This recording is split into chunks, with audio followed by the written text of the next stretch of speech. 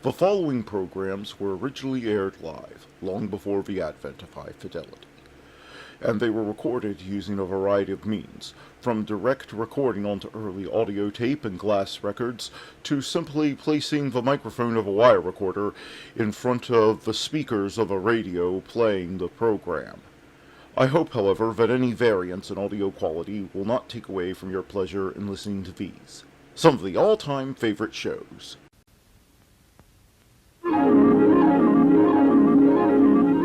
The following program is brought to you in living color on NBC.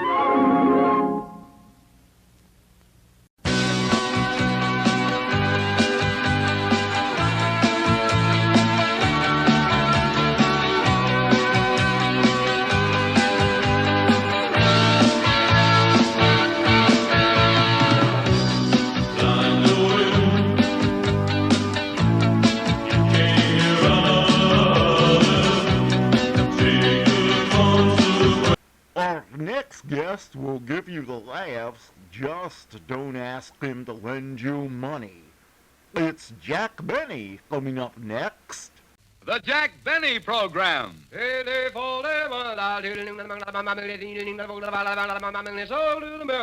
Lucky Strike means fine tobacco, so round, so firm, so fully packed, so free and easy on the draw. LSMFT.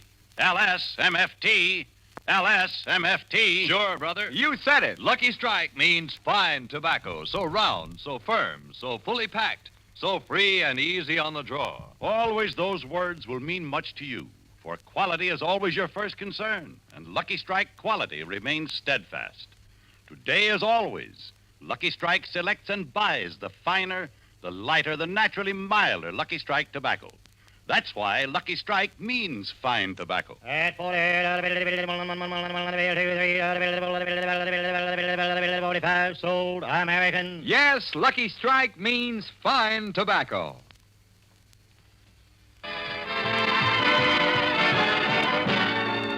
From the Army Airfield at Muroc Dry Lake, a 4th Air Force base, we bring you the Lucky Strike program starring Jack Benny with Mary Livingston, Phil Harris, Rochester, and yours truly, Don Wilson.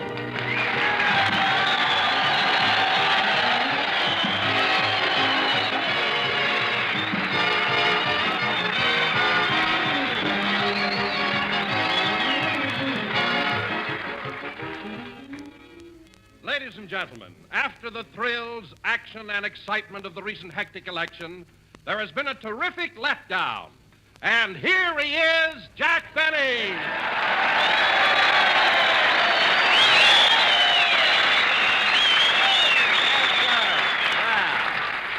Thank you.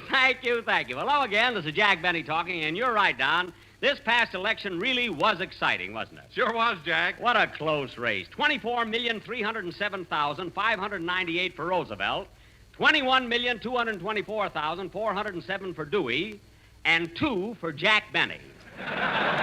Yes, sir. 2? Now, wait a minute, Jack. I know you voted for yourself, but where'd the other vote come from? I've got friends, brother. I've got friends.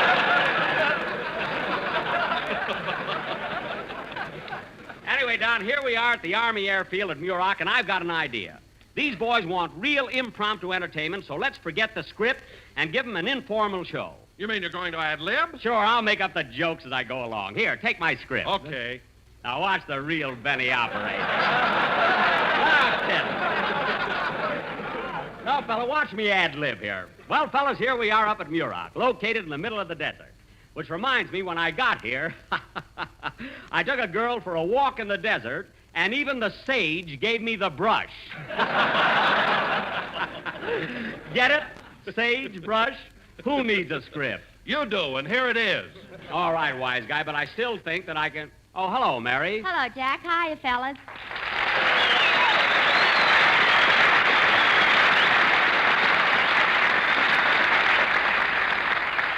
Well, Mary, how do you like it up here at Muroc? Oh, it's swell, Jack. And say, did you see that Japanese battleship right in the middle of the desert? Yeah. When Halsey hits them, there's no telling where they're going to land.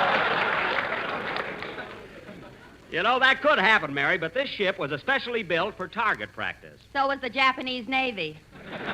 You said it. But, Mary, just look at that audience. You ever see such a fine bunch of boys? And you notice they're all wearing ribbons for good conduct.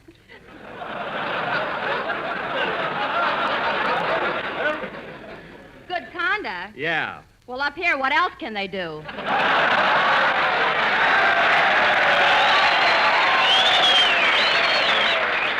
Yeah. I guess you're right, Mary. Oh, say, Jack, did you know that we've been invited to stay for dinner after the show? For dinner? Here? Well, no, I can't do it, Mary. See, Rochester's preparing dinner at home for me. But, Jack, last year when we were here, you stayed for dinner, remember? After your show, they gave a barbecue, especially for you. Some barbecue, a coyote with an apple in its mouth. Barbecue. Oh, Jack, where would they get a coyote around here? Are you kidding? Let me tell you something, Mary. Last night, about midnight, when all was dark and quiet, about 10 coyotes sneaked into the mess hall and ate up all the K rations. Well, how did the coyotes get past the guard? Past the guard? Who do you think gave them the can opener? Say, that was pretty good, wasn't it, Don? Huh? Sure was, Jack. Sure was. You see, you do a lot better when you stick to your script. What are you talking about, Don? Well, at the start of the show, Jack told me to hold the script while he did some ad-libbing. Jack ad-libbing? Ha, ha, ha. What are you laughing at, Mary? Ad-libbing. Last week, Jack went for a physical examination, and when the doctor told him to open his mouth and say, "Ah," he had to send for his writer.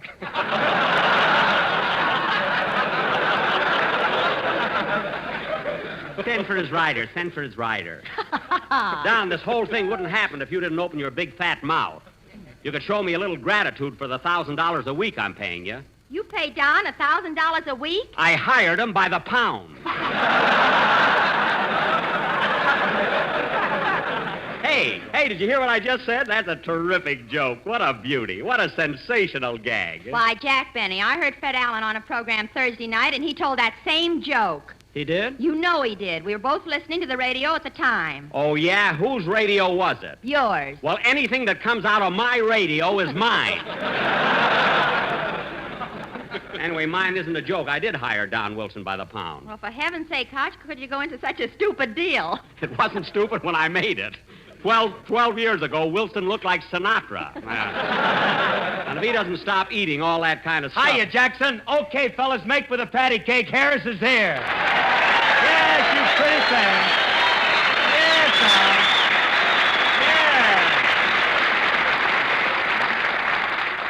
Yeah. Bill, what kind of an entrance does that make with the patty cake? These fellas aren't children, you know. They're men. They've seen life. You mean they haven't always been in Muroc? Well, that's no way to talk about a place that's doing so much good. You're not kidding, Jackson. You know, I've only been here one day, and it made a new man out of me. What? Yes, sir. I ain't touching another drop as long as I live. You're kidding. Not me, Jackson. Now, I've heard of seeing pink elephants and two-headed tigers, but what I seen today would make W.C. Fields vote for prohibition. Phil, what are you talking about? Well, I was driving along, minding my own business, see, when all of a sudden, there it is. I close my eyes, shake my head, open my eyes again, but it's still there. What's still there? What did you see? A battleship right in the middle of the desert. Phil, do me a favor and sit down, will you? Oh, you're ashamed of me, huh? Well, I'm not as bad as some of these guys around here. What? I only saw the battleship. They were shooting at it.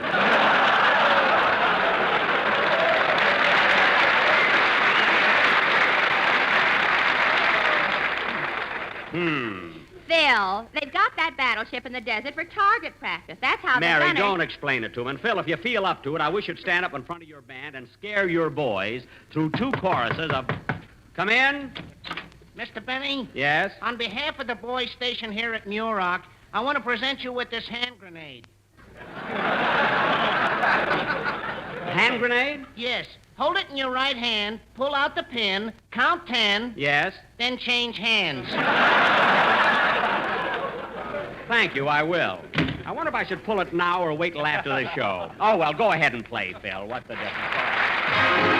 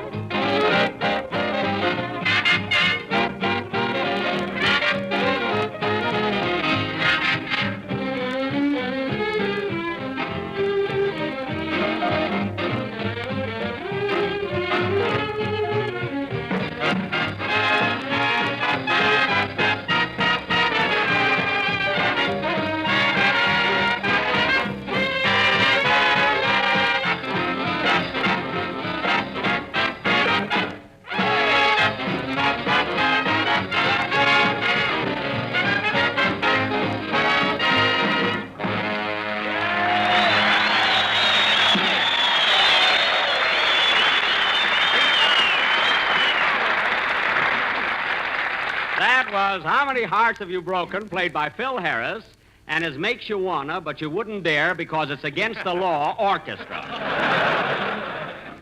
Say, Phil, after the broadcast, we're going to do another show, so have your boys stick around. You too, Mary. Okay. And now, fellas, I think I'll change it to my low-cut evening gown. Phil, that's Mary's line. Oh. Low-cut evening gown.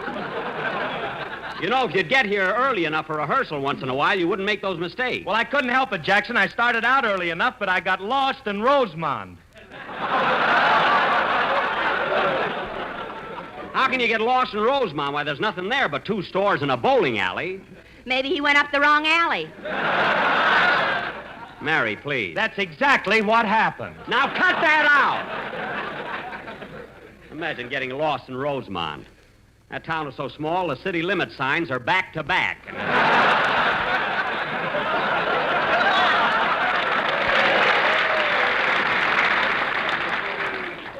That's a small town around here, folks. Oh, really, I know because I walked through Rosemont this morning. That's right, fellas. As I came through, I saw Jack standing in front of the bowling alley smoking a cigar. What? What did you say, Don? I said you were standing in front of the bowling alley smoking a cigar. A cigar? Why, Don Wilson, I was smoking a Lucky Strike cigarette. You should have been, Jack, but I saw you with my own eyes and you were smoking a cigar. I was smoking a Lucky Strike cigarette. You were smoking a cigar. Now, wait a minute, Don. I had the cigarette inside the cigar. So there. Well, why in the world would you put a cigarette inside of a cigar? Because it was raining, and shut up.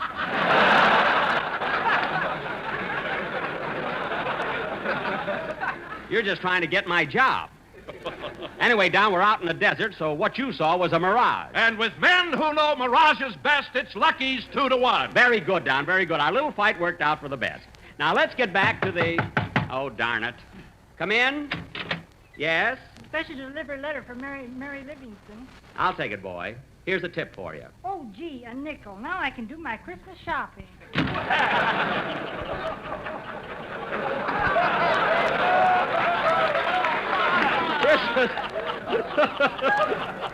Christmas shopping with a nickel. What a cheap guy.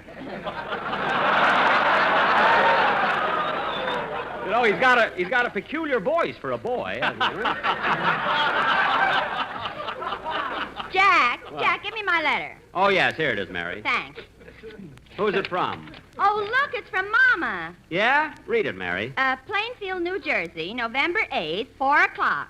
Gruen watch time. What? Tick-tock. All right, read the letter. Yeah, let's hear it, Mary. Okay.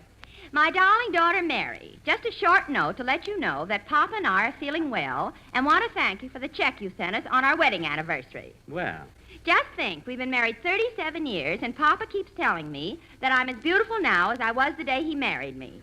He's so sweet about it, sometimes I feel guilty about hiding his glasses. how sweet, hiding his glasses. I got a letter from your cousin Willie, who is now stationed in the South Pacific. He says that this summer Jack Benny entertained at his camp. And in his opinion, Jack is certainly one of the biggest.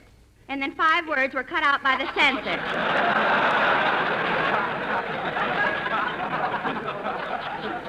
That was a big hit there. Willie wrote me all about the food they serve him in the camp. And science is certainly wonderful.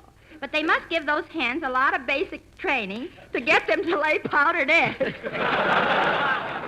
I never could figure that out either. I'm glad the election is over because now Papa and Uncle Julius can be friends again. They were always arguing about politics. And Uncle Julius is such a hard loser, he never gives up. A lot of people are like that.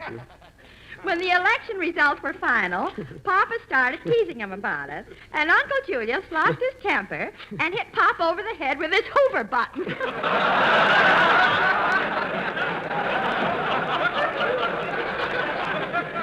Oh, fine. No other news, so we'll close with love from us both, Mama. You know, your mother's cute at that, you know. P.S.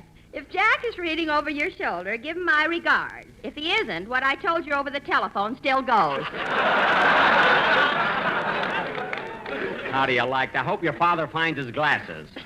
And, Mary, next time have your letters delivered at home. Now, where were we? Hey, Jackson, I meant to ask you, how about that new singer you hired? When are we going to get to meet the kid? Larry Stevens? Oh, he'll be along soon. I haven't exactly hired him yet. You see, we haven't discussed money. Well, if he don't bring it up, you never will. I'll bring it up, don't worry. And this kid's going to... Shh. He comes now. Hello, Miss Livingston. Hello, Larry. Hello, Mr. Benny. Hi, Larry. Larry, this is Don Wilson, my announcer. Hello, Larry. It's a pleasure to meet you, Mr. Wilson. And this is Phil Harris, my, I might as well say it, my orchestra leader. Hiya, kid. I'm glad to know you, Mr. Harris, and I've always enjoyed your music. You see, Jackson, the kid's hep. He ain't no long hair. He's melon on the beam, and when he beats his gums, his jive is groovy. Jive, groovy. Phil, did you vote Tuesday? Yeah, why? How could you prove you were a citizen? Now, Larry. Yes, Mr. Benny? You and I are going to talk a little business today, but first I'd like to have you sing a number for the boys. How about it? I'll be glad to. Good. Now, don't be nervous. Just relax and take it easy. We're all with you. So are these fellas here. So go ahead and sing. Should I pass the music around to the orchestra? No, it'll only make it tough for them, you see. They make less mistakes guessing at it. Go ahead, kid. Go ahead.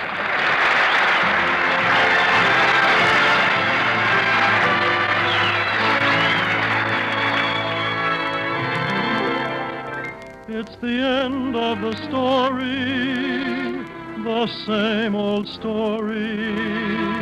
All the stars in their glory. No, we must part. Though I have to surrender your kisses so tender that used to enchant me. Won't you grant me only this?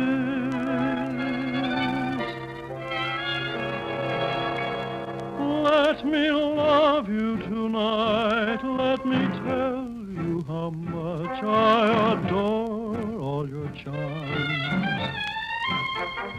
Though you leave me tomorrow, for this night we'll borrow a love song. Let me love you tonight. Let me thrill to the touch of your sheltering arms. Till the scent of the roses caresses and closes your eyes. Let me kiss you tonight while the stars in the sky give a heavenly light. So when love is an ember, my heart will remember your side. Live a lifetime of love in a moment, holding me tight. Then forget me, darling, only let me love you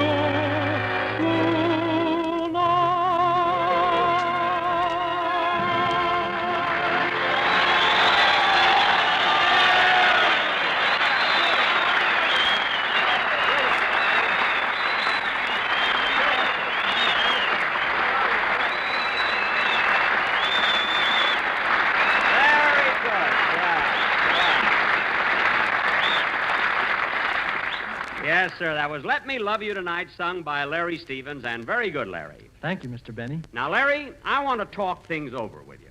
You know, your future, your career, your salary, your...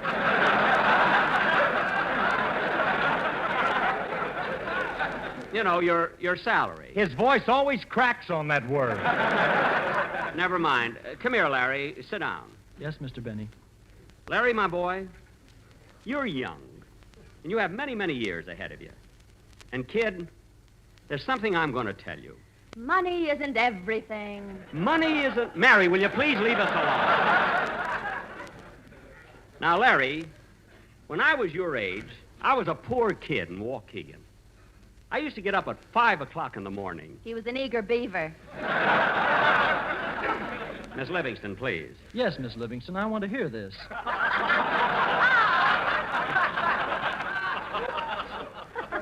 Yes, Larry. I was very poor. I didn't have the opportunities that you have.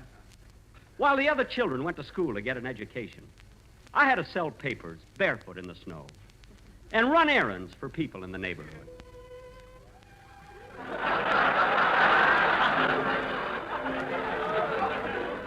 And when I ran those errands, I'd be happy just to get a nickel or a dime and clench tight in my little fist.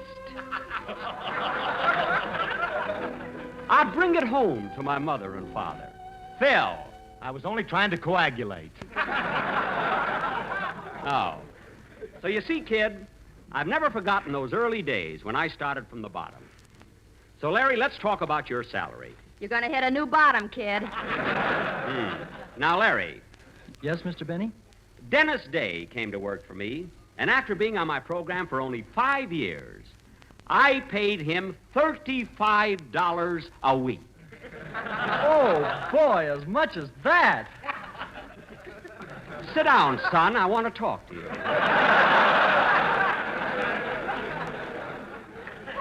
Now, naturally, you wouldn't expect $35 a week to start with, would you? Well... Of course not.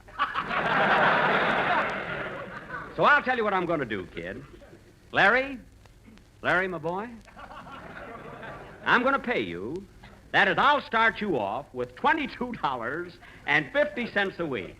How's that, kid? Oh, that's swell, Mr. Benny. Thanks very much. Yes, sirree. Excuse me. Hello? Hello, Mr. Benny. This is Rochester.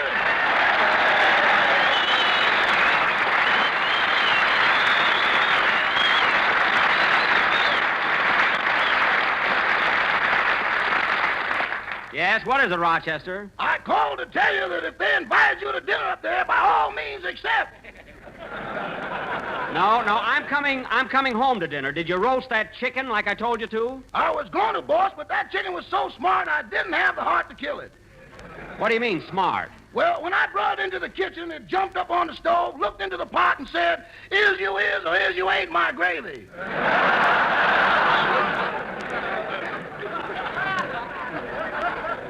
Rochester, that's a terrible joke. That ain't bad for a chicken.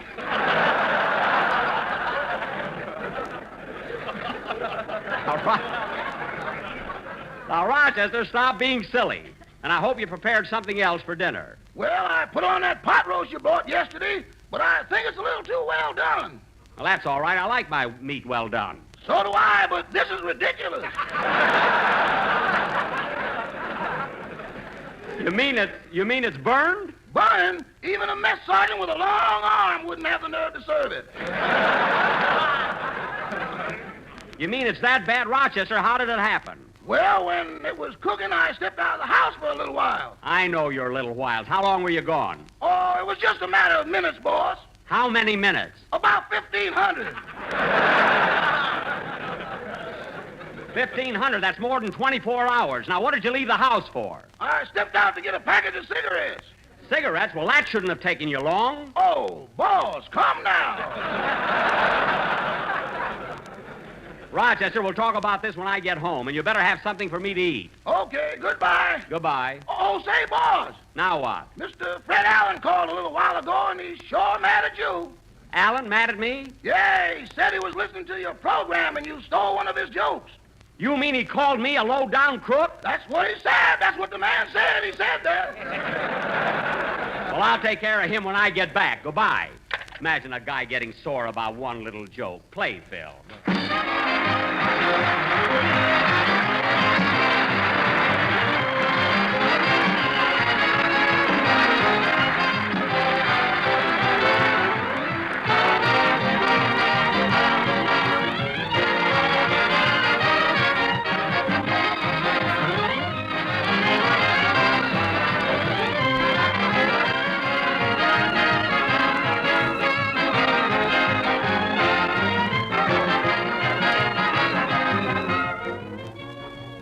Ladies and gentlemen, I have an extremely serious message to deliver and ask you to listen closely.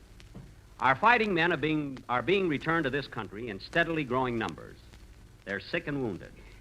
The gallant members of the Army Nurse Corps have managed, up till now, to hold their own in caring for these men. But as I speak to you, 10,000 more registered nurses are needed immediately. The nurse who enters the Army Nurse Corps will practice her profession where it will do the most good.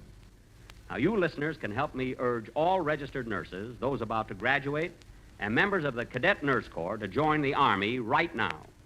For information, write to the Surgeon General, U.S. Army, Washington, D.C. tonight. While you are writing, wounded men are returning. Thank you.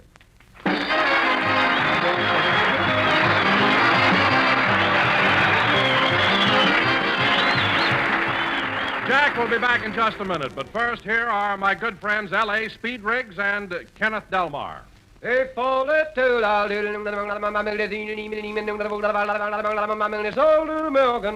and gentlemen, at tobacco markets now open in the South, independent tobacco experts present at the auctions can see the makers of Lucky Strike consistently select and buy the finer, the lighter, the naturally milder Lucky Strike tobacco.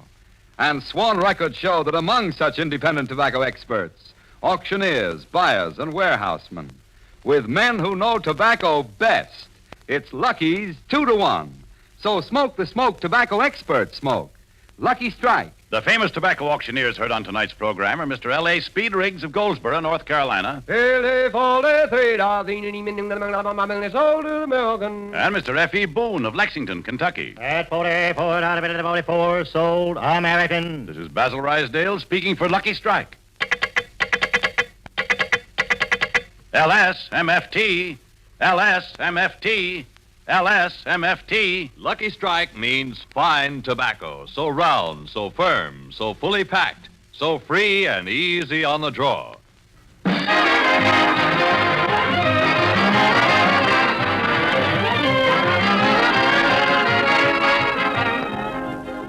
Well, folks, we've had a wonderful time here at the Army Airfield at Muroc Dry Lake. And I want to thank all the boys for inviting us up here and being such a swell audience. Next Sunday night, we'll be broadcasting from the U.S. Naval Hospital at Corona. So we'll see you next week, boys. Well, Larry, how did you feel being up here on the stage and singing in front of an audience? Oh, I liked it very much, Mr. Benny. You weren't nervous? Well, a little bit. Oh, well, that's all right. You'll get over it. Say, Mr. Benny, where do I have to sing tomorrow night? Tomorrow night? Oh, no place, kid. You don't have to sing until next Sunday. You mean I have the whole week off? Why, certainly. Gee, and you're paying me $22.50 a week? Well, I happen to like you, kid, and... You know, when I like anybody, the sky's the limit. But, Mr. Benny... Forget it, kid. Forget it. That's all. Good night, folks.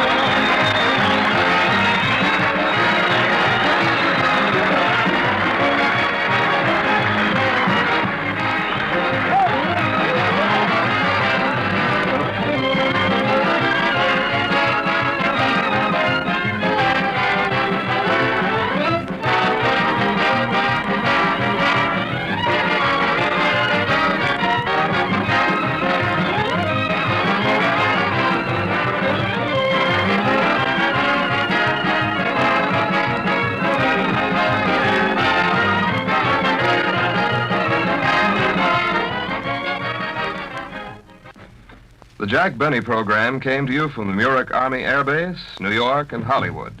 This is the National Broadcasting Company. KFI, Los Angeles, Earl C. Tales of espionage are coming at you with CounterSpy next.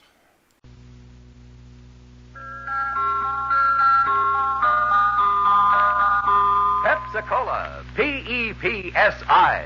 That's your smartest cola buy. Pepsi-Cola presents CounterSpy.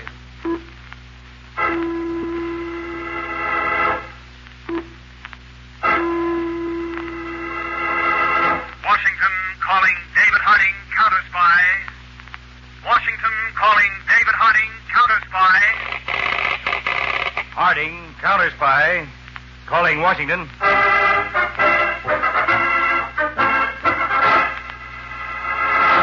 United States CounterSpy. Especially appointed to investigate and combat the enemies of our country, both at home and abroad.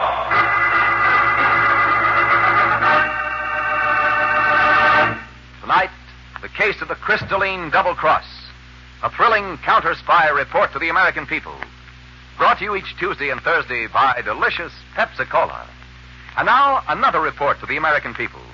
In your family's interest, listen to these findings, recently released by the United States Testing Company, Incorporated. After thorough and impartial tests, Pepsi-Cola proved of highest purity.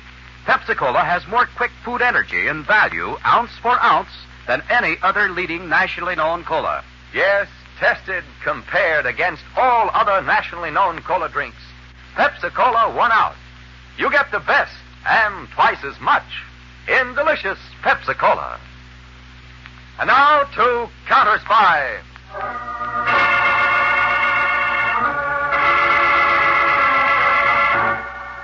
2 weeks ago, in the vault of the New York jewel dealers, Lamar and Moffett, the crystalline diamond, an official gift to the United States from the Rajah of Subgun, sparkled under the harsh light of a hanging lamp.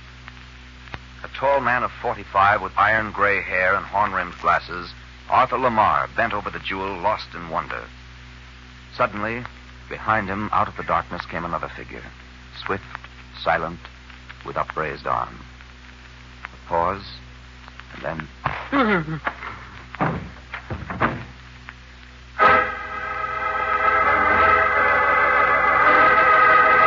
Bulletin to all police and counter-spy field offices. Last night, the crystalline diamond of Subgun was stolen from the New York jewel firm of Lamar and Moffett. All authorities are warned to be on the lookout for it.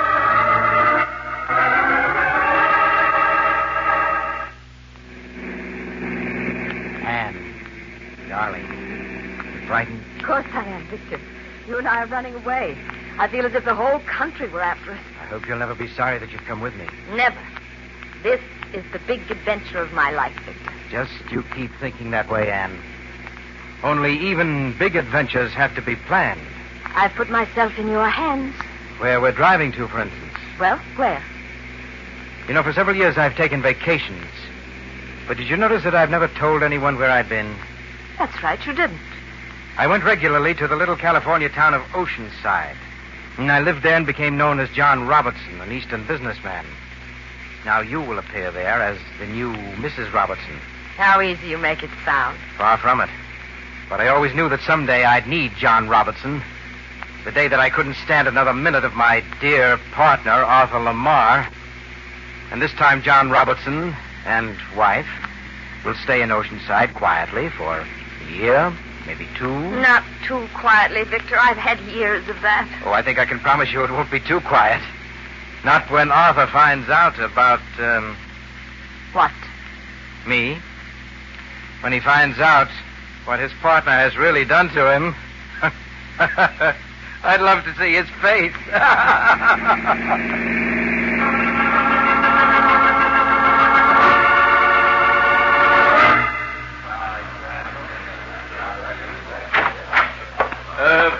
Gentlemen of the press, I'm Arthur Lamar.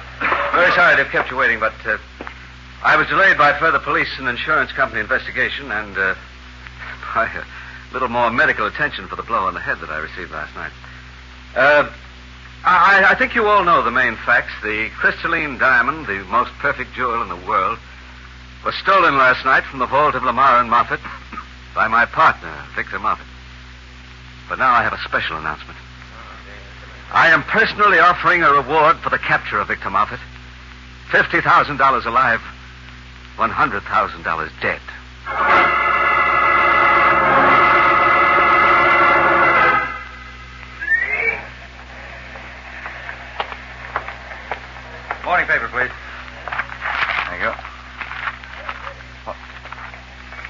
Hey, taxi. CounterSpy headquarters, please.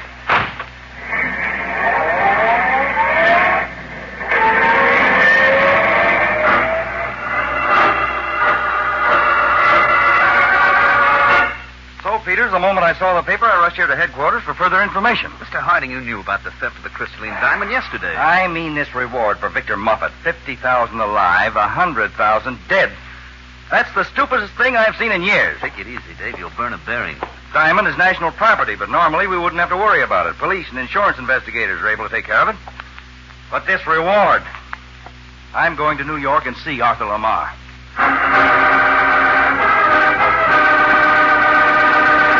And with all due respect, Mr. Lamar, I'm afraid you were very upset when you announced this reward. I was, Mr. Harding. I still am. Why, we were entrusted with that diamond on its way to Washington, and my firm has been made to look untrustworthy. But, Mr. Harding, why are you so upset about this yourself? Mr. Lamar, it's the nature of the reward you're offering for Moffat. 50,000 alive, well and good. But to offer twice as much for him dead, that's an invitation to murder. Murder? By elements in the underworld, unscrupulous individuals who see a chance to collect a great deal of money for committing a crime. Oh, good heavens, I never thought of it that way. Besides, you put Moffat on notice, he may be shot to death without a chance, without a trial. A trial? He's as guilty as he can be. Mr. Lamar, a man like Moffat doesn't usually carry weapons. He's not a killer, a professional gunman. That means he could easily be taken alive. But now you've made sure that capturing him will cost blood. But he must be armed, Mr. Harding. A gun I kept at home is missing. In any case, will you withdraw that reward, Mr. Lamar? Mr. Harding, am I violating any law by posting the reward for Moffat, alive or dead? Frankly, no. Then I will not withdraw it. May I ask you, frankly, Mr. Lamar, what purely personal motive leads you to want to see Moffat dead? I've said nothing to the press about this, Mr. Harding. But Victor Moffat fled in the company of a woman, my wife.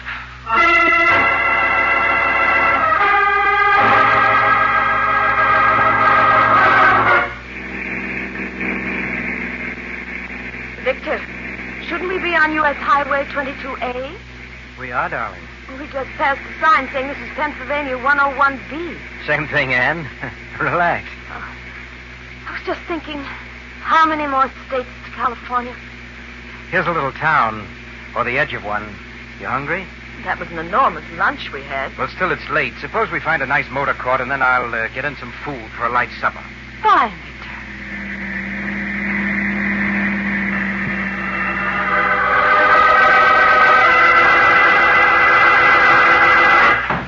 It was a waste of time, Peters. Total waste of time. Dave, you're still so angry you don't even notice that I'm here in the New York field office when you left me in Washington. What? That's right. What are you doing here? Well, I had a hunch you might not get far with Lamar, Dave. And the harm's already been done. News of the reward's been sent all over the country by now. So I thought maybe I could be of some help. Well, the real twister is that Moffat also ran off with Lamar's wife. Now, we'll put out a general search bulletin on Victor Moffat and Mrs. Lamar. We've got to find them before some gunman does.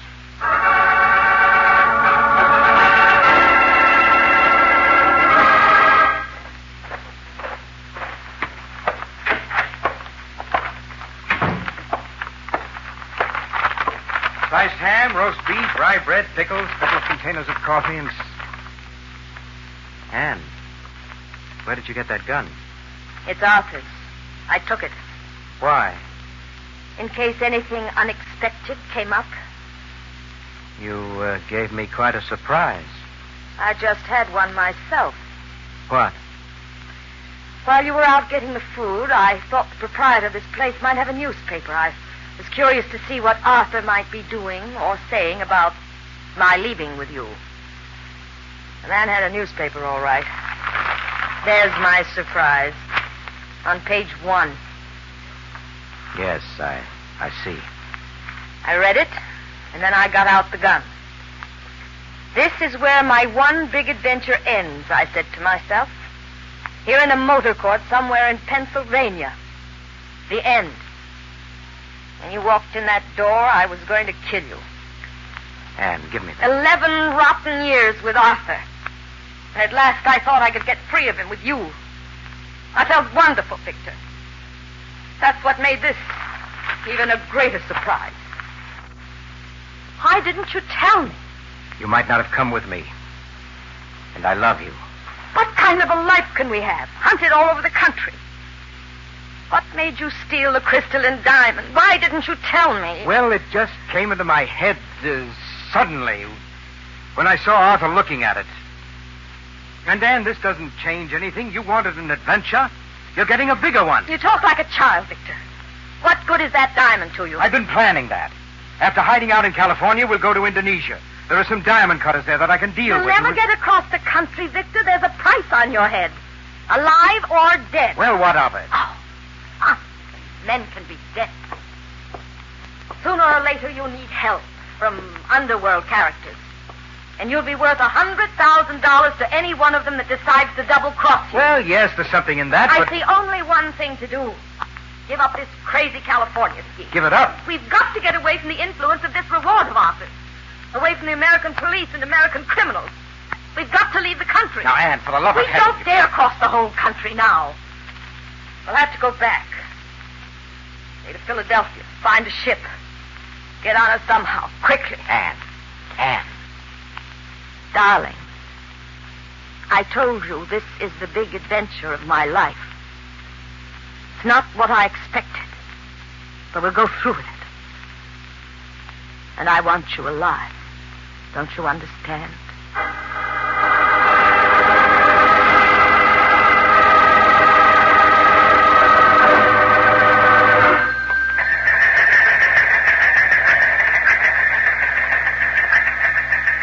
Bulletin on the teletype, Dave. Oh? From police department, Ogilvy, Pennsylvania. Couple believed to be Victor Moffett and Mrs. Ann Lamar. Spent some hours in motor court here. Have touched nothing until hear from you. Come on, Peters.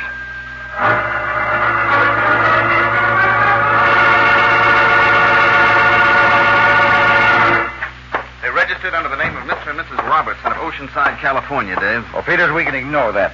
I found a few fingerprints, and they matched the card we made up on Moffett in New York. Was that any help? They disappeared from here, and nobody knows which direction they left in. We may have a clue in this Philadelphia newspaper. Oh? Here. See this page? Shipping news. And the paper's well folded and flattened, as if this particular part of this page had been studied over and over. Mm-hmm. Shipping news and ship sailings from eastern ports. And that suggests that Moffett and the woman who first planned the western getaway have changed their minds and are doubling back to the East Coast for a ship to get out of the country. We don't know from which port. Well, let's get to a phone. We'll have to get out a general alarm to all eastern seaports and airfields, just in case. You know, there's another difficulty, Dave. Some ship may take them aboard before an alarm ever reaches it. Now, wait. Wait a second. Peters, you suppose we could split that couple? Turn them against each other, you mean? It's clear Moffett stole the diamond, but according to Lamar, the woman had little or nothing to do with the theft itself. And the reward is only for him. Exactly. We'll get out the alarm first. Then I'm going to issue a statement to the press pointing out that she has nothing to lose by coming in, but she risks her life by going on with him. Come on, Peters. We need telephone.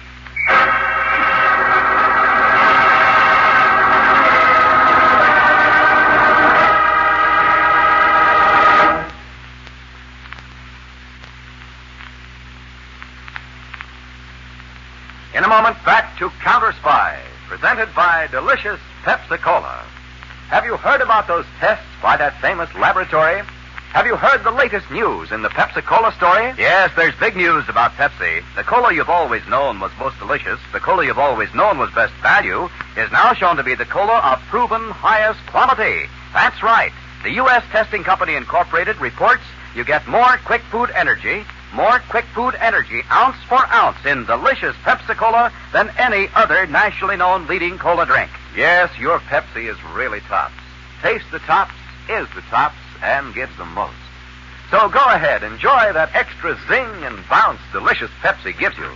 Insist on it wherever you may be. When you stop at the fountain, make sure you say, Pepsi, please. When you stop at a stand, make sure you say, Pepsi, please. And at the store, get Pepsi in the money-saving carton of 6 big 12-ounce bottles. Pepsi 6 bottles serve 12 refreshing glassfuls. Twice as much. So save money and get the best. Come on, sing the Pepsi song with us. Pepsi-Cola, hit the spot. 2 full glasses, that's a lot. Twice as much and better, too. Pepsi-Cola is the drink for you. Delicious Pepsi-Cola. Delicious Pepsi-Cola. Delicious Pepsi-Cola.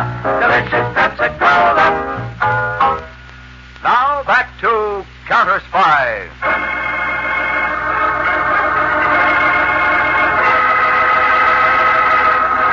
Anne Lamar and Victor Moffat, in possession of the crystalline diamond worth $2 million, have reached temporary safety near the Philadelphia waterfront in a nondescript boarding house. And Mr. David Harding, chief of the CounterSpies, speaking to a press conference, said he believed that Mrs. Lamar was not implicated in the theft of the diamond. And he added, with a price on Victor Moffat's head, she might soon realize that her life was in constant danger. She had nothing to lose and everything to gain, Mr. Harding said, by leaving Moffat and clearing herself with the authorities. Well, Anne, there's your chance. Chance? To end your adventure, free and clear. The invitation is published in every newspaper in the country. I hope you feel honored. You don't have to get sarcastic, Victor. You can see what they're up to. Of course, they hope you'll telephone the nearest police station and say that Victor Moffat is at number 14 West Race Street. You know, in posting that reward, Arthur was much more clever than I ever thought he could be. Arthur was clever? The reward is not for the diamond, but for you. That means we can't even return the diamond somehow and escape. But we're going to escape with the diamond. Victor, I'm willing to give up. What? We can never escape together. Never. Now, darling, now wait a minute. Your nerve's going. You're just tired. No. It's been getting clearer and clearer in my mind. Leaving New York with you, that was my escape from a dreary, horrible life with Arthur. And then the diamond, and the price on your head as if you were a Western bad man of the old days. And now, my invitation to betray you. But if you give up, that's what you'll be doing. Oh, no. I'm going to do something much more to the point. Somehow Arthur spoils everything for me, and I'm going to make him pay for that. I am going to see him and kill him. And for heaven's sake, you're losing your good common sense. I'm sorry, Victor. It's all over. Goodbye. Anne!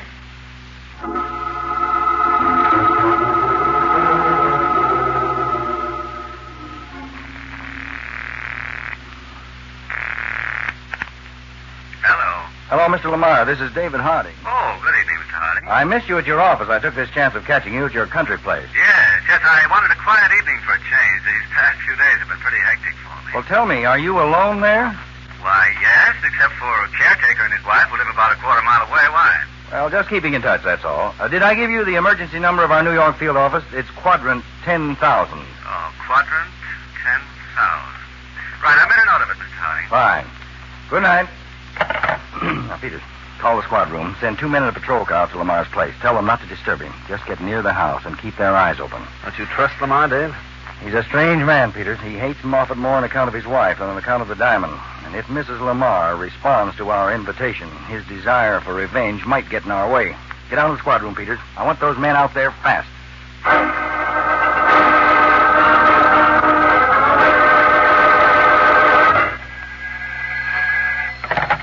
Hello? Well, Arthur, you're a hard man to find. Is this... I called the office, then the apartment, and finally I thought you might be in the bungalow. I hope you're alone. What do you want, Anne? Where are you? Arthur, do you want the diamond back? You mean you've got it? I can arrange for you to get it. How? Not so fast, Arthur. With the diamond, you get me, too. What does that mean? How seriously do you want to know? I'd give anything In to 1 get... hour, I'll meet you at the River Ford Sawmill. You know the place? Why, that's fantastic. It's always deserted at night, Arthur. You'll be safe there. In 1 hour? Hello? Hello?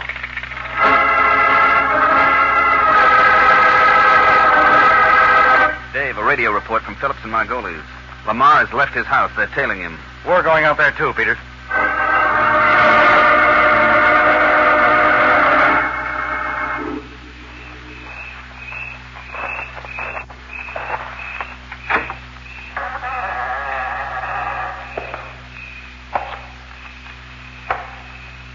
All right, Arthur. Come in. That we have some light in this place, Anne? This little bit of moonlight through the skylight's enough. And you hate me. Why do you want to look at me? Why did you want me to meet you here? I'm feeling very repentant, Arthur. You mean you woke up to the fact that you did a crazy thing running off with that thief Moffat? And now you're trying to save yourself, huh? You never let me get away with anything, do you, Arthur? I want that dime. And I'm willing to take you back again as my wife. What more do you want? Where is the diamond, Anne? We'll have to wait. What for? You know, Arthur, I didn't know you hated me so much. I wonder if you know how much. I think so. You didn't care if you caused the murder, Victor Moffat. Murder? You mean you've killed him? Don't sound so hopeful, Arthur. No, I haven't killed him. But he's sure to die sooner or later, isn't he? What's it? Victor. Anne, I followed you. I've got to So I walked right into a trap. It's not a trap, Arthur. I followed Anne here and then I waited. And then when I saw you come in, I decided I'd better come in too. Victor, will you give up that diamond? Certainly not. Anne has already promised it to me. What? Victor, why did you have to come? I told you I wanted to see Arthur. I can't let you kill him. Give me that gun. No, he's ruined everything. I will kill him.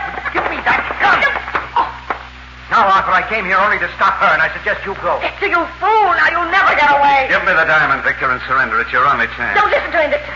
Now that you're here, you've got to kill him. You haven't got the nerve to shoot.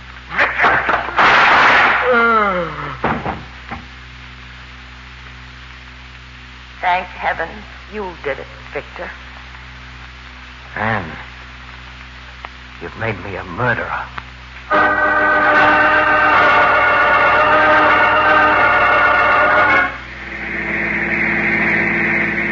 Dave, I'm getting a report from Phillips and Margolies on the earphones. What is it? This is it. They've located Lamar's car near a sawmill a mile north of Lamar's house, and they've got Victor Moffat cornered inside. They're waiting for orders. Let's get there, Peters.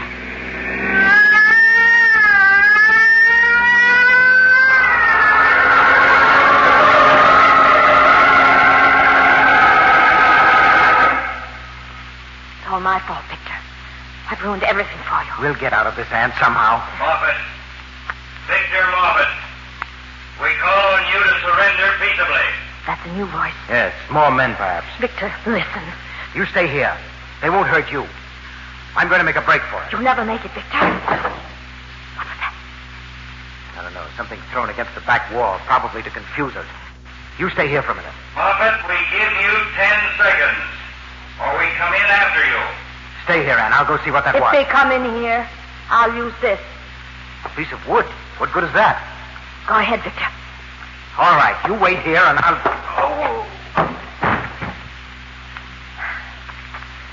All right, you men out there.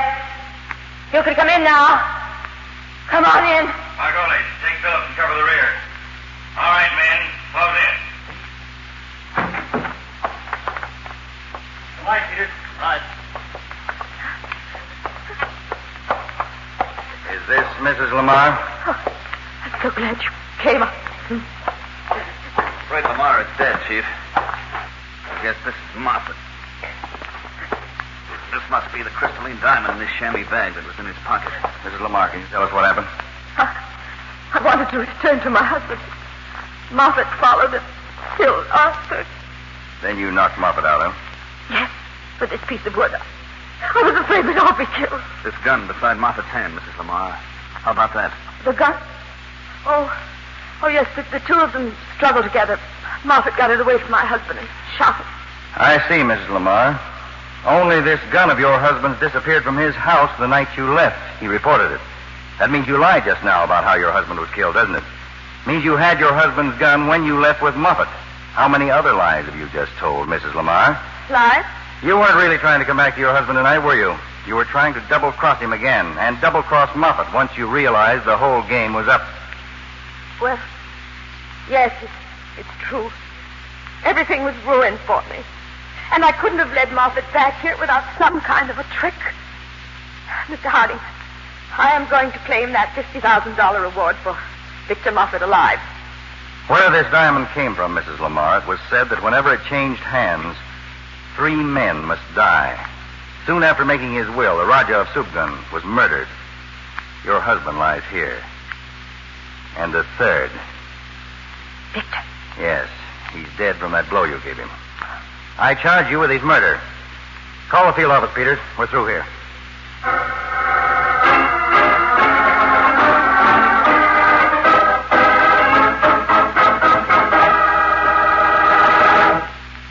Well, that takes care of the crystalline diamond. Now let's take care of the refreshments. Bring on those big Pepsis and have delicious Pepsi-Cola all around. Tastes good. You just can't match Pepsi's fresh, tangy flavor. And there's plenty for 2 of you in Pepsi's big 12-ounce bottle. Get Pepsi by the carton. It's 6 bottles, but 12 drinks. So save all that money and enjoy that extra zing and bounce delicious Pepsi gives you. Remember, Pepsi's proven highest quality, yet it gives you twice as much. Pepsi-Cola, hits the spot. 2 full glasses, that's a lot. Twice as much and better, too. Pepsi-Cola is the drink for you. Delicious Pepsi-Cola. Delicious Pepsi-Cola. Delicious Pepsi-Cola. Delicious Pepsi-Cola. Tune in every Tuesday and Thursday, same time, same station, to CounterSpy. Listen on Tuesday for the exciting case of the Mama's Boy murderer. He murdered brutally when his racket was threatened. But when his personal safety was at stake, he lost his nerve. That was the dangerous racketeer your counterspies pursued in the case of the Mama's Boy murderer. Next Tuesday on CounterSpy.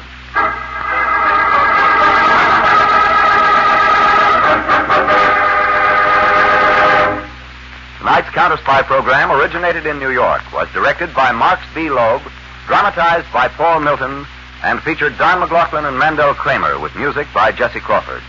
This is Jay Jackson speaking. CounterSpy is a Phillips H. Lord production for Pepsi-Cola.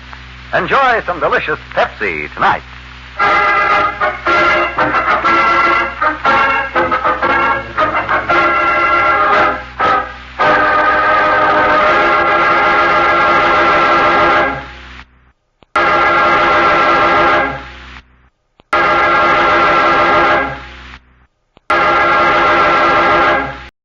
Hey, man, how about we check in with Fibber, Magee, and Molly next? That sounds good to me. The Pet Milk Program with Fibber, Magee, and Molly.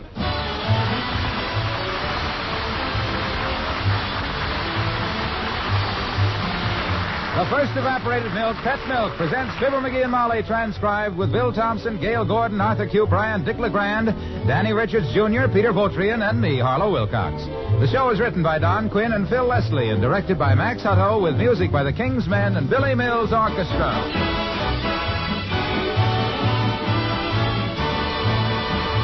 Well, here we are with a brand new year on our hands, and I've got a brand new slogan.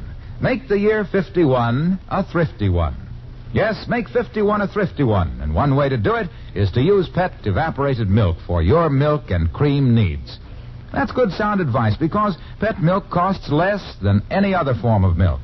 Good, sweet country milk concentrated to double richness. Pet milk is actually a little more than twice as rich as the milk generally sold in bottles. For coffee or in place of cream in cooking, you use Pet milk double rich, just as it comes from the can. To use Pet in place of ordinary bottled milk, you add an equal amount of water. By using Pet milk for your milk and cream needs, you can certainly make the year 51 a thrifty one, because Pet milk costs less than half as much as cream. In fact, Pet milk costs less generally than ordinary bottled milk. Get Pet milk at your grocer's tomorrow. Pet milk, the first evaporated milk, the first choice of good cooks.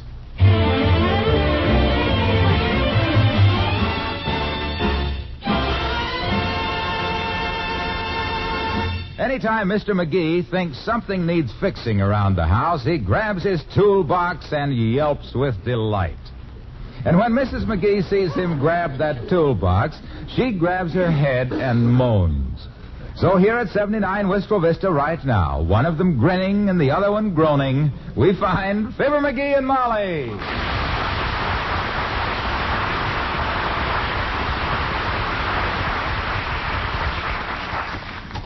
Boy, oh boy, oh boy. This clock is coming apart just swell, you know what? Hand me the big screwdriver, Molly. No, McGee, now please. Huh? Please let that poor little clock up. Let it up. It hasn't done anything to you.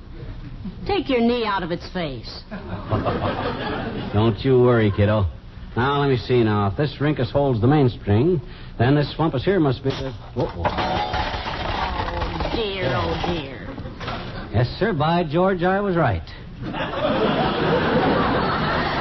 That was the fumpus that held the rinkus to the mainspring. Well, I'll just put that aside for now. I'll put that back together again later. What else is there to be fixed?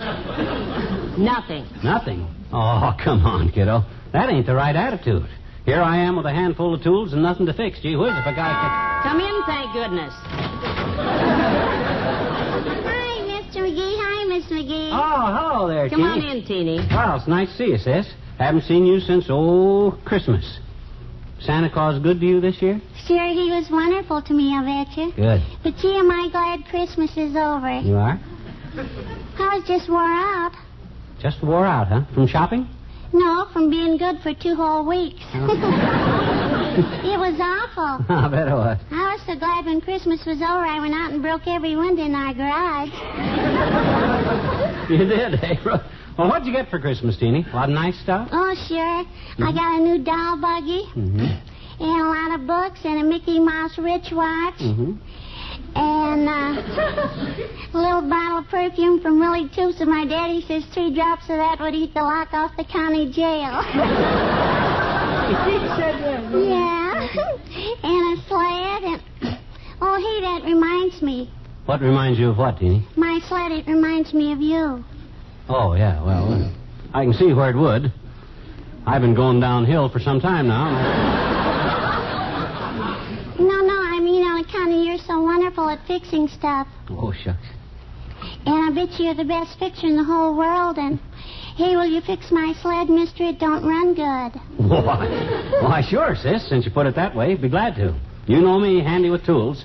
Got a knack for it. Sure you have, I bet you. Well, you bring the sled in. Whatever's wrong with your sled, old Uncle Fibber will straighten it out as good as new. Okay. Yeah, bring it in. Boy. Kid must be...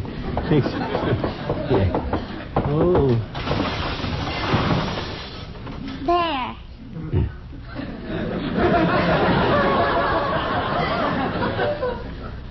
You mean that was a sled? Looks like a roll of chicken wire from a sunken ship. Yeah. How did it get like that, sis?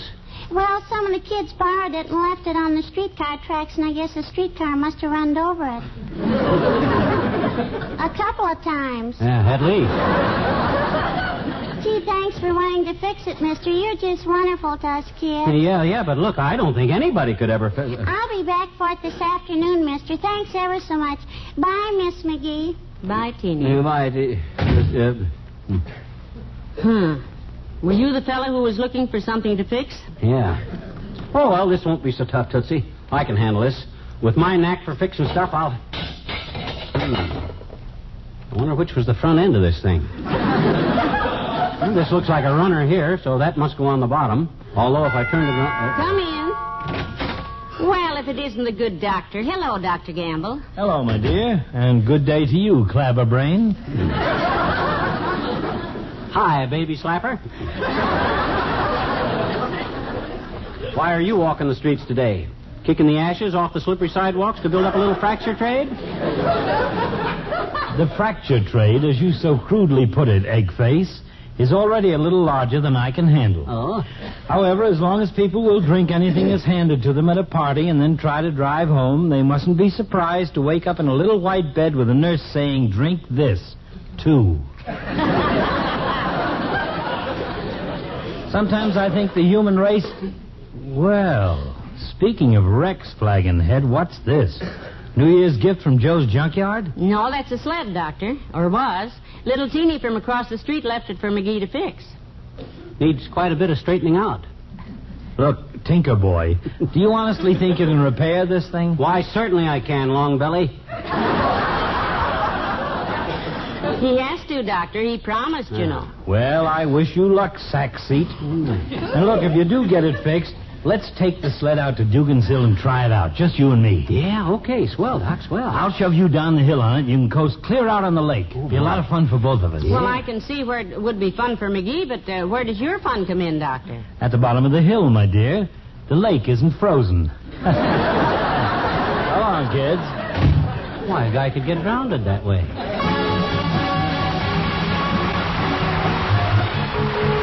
Billy Mills, the orchestra, and I'll get by.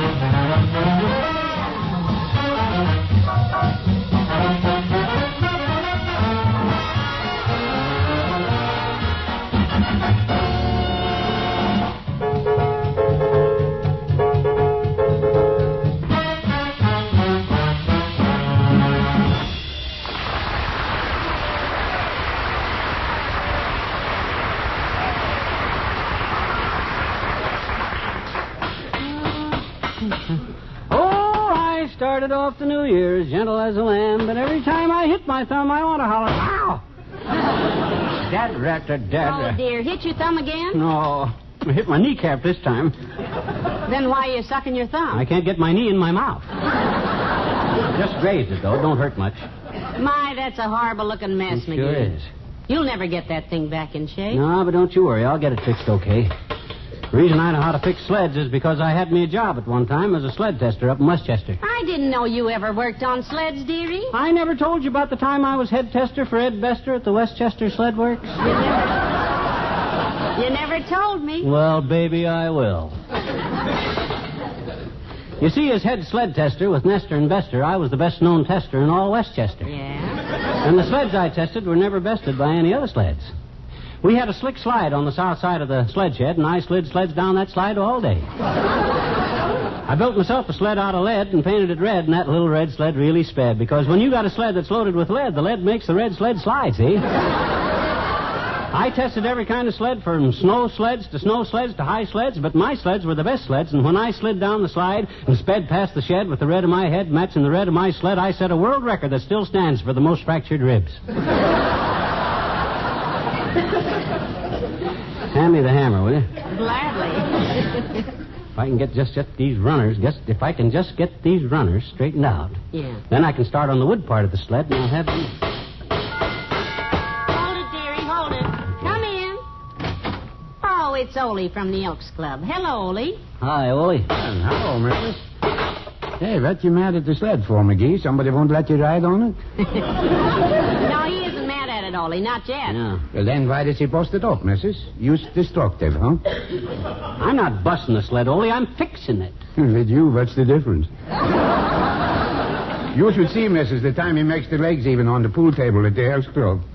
What happened, Ole? Well, now we have only table in town where fellas play pool standing on their knees. Oh, yeah, well, the legs are even, ain't they? That's all you asked me to do, make them even. Hand me the saw there, will you? Sure. Which saw do you want? The hand saw? No, he's already sawed his hand, Ole. Hand him a wood saw.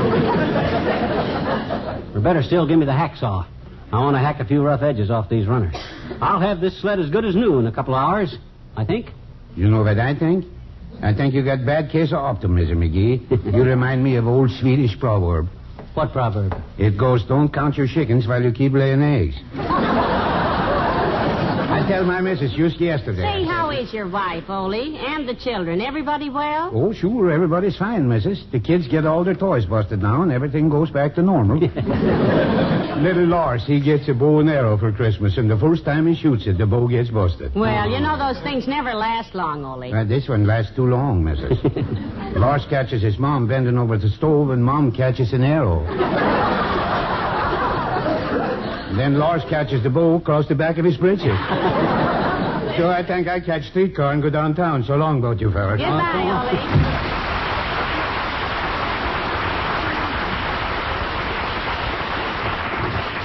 Ole. Now, let me see. If I bend this runner this way... Well, I guess I got to bend it the other way. You know, this job's a little tougher than I thought. McGee, how do you get into these things anyhow? Well, gee whiz, what am I going to do when that kid comes in crying with a busted sled and butters me around like an ear of corn, telling me what a talented fixer I am? Well, you could have denied it. How can I deny it? Every word she said was true. Hand me that big monkey wrench, will you? I want to monkey around and see if I can't wrench these boards off here. Oh, that's good. Yeah. That just proves that no matter how bad anything is, it can always look worse if you work on it. Well, at least I got it down to the bare metal frame now. If I can just get these runners hammered out. Hello, Molly. Hiya, pal. Mind if I come in? Hello, Mr. Wilcox. Mind if I come in, he says. You ever try asking that question while you're still out on the front porch, Junior? Well, don't, because you won't visit near as many people that way. Well, thank you, pal. I'll watch it. Hey, what's with the clutter in the living room here? You making a new front gate? No, that's a sled, Mr. Wilcox. Oh. Yeah. Well, anyhow, speaking of gate, pal, you ought to go downtown and get yourself some pet evaporated milk for health. Oh, no. Gate. Oh, for the love. Gate. Look, Junior, you don't have to sneak in here with a horrible pun like that. If you want to sell pet milk, sell it. Come right out and say it. Don't mince words. Get to the point.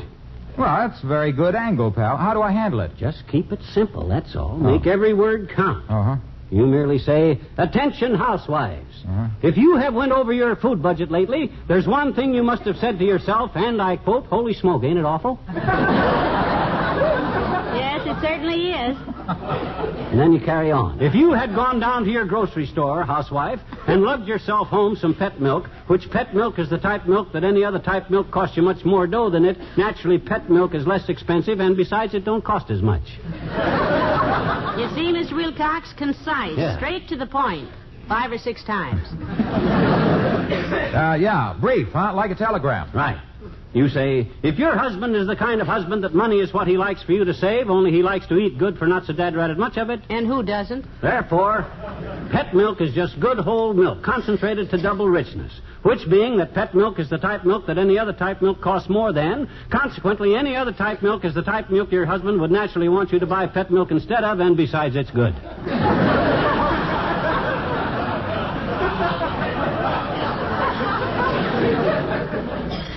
Pet milk is. You follow me, Junior? I couldn't follow you, dear. I think I took the wrong turn just this side of the grocery store. Well, I'm with you, pal. Good. I think you're trying to say that pet milk is not only good and good for you, but it's easy on the budget. That's it. In other words, use pet milk for your milk and cream needs and make the year 51 a thrifty one. Oh, that's cute, Mr. Wilcox. Why, sure. Make the year 51 a thrifty one. Can you add anything to that, McGee? 2 words. What are they? Goodbye. Goodbye.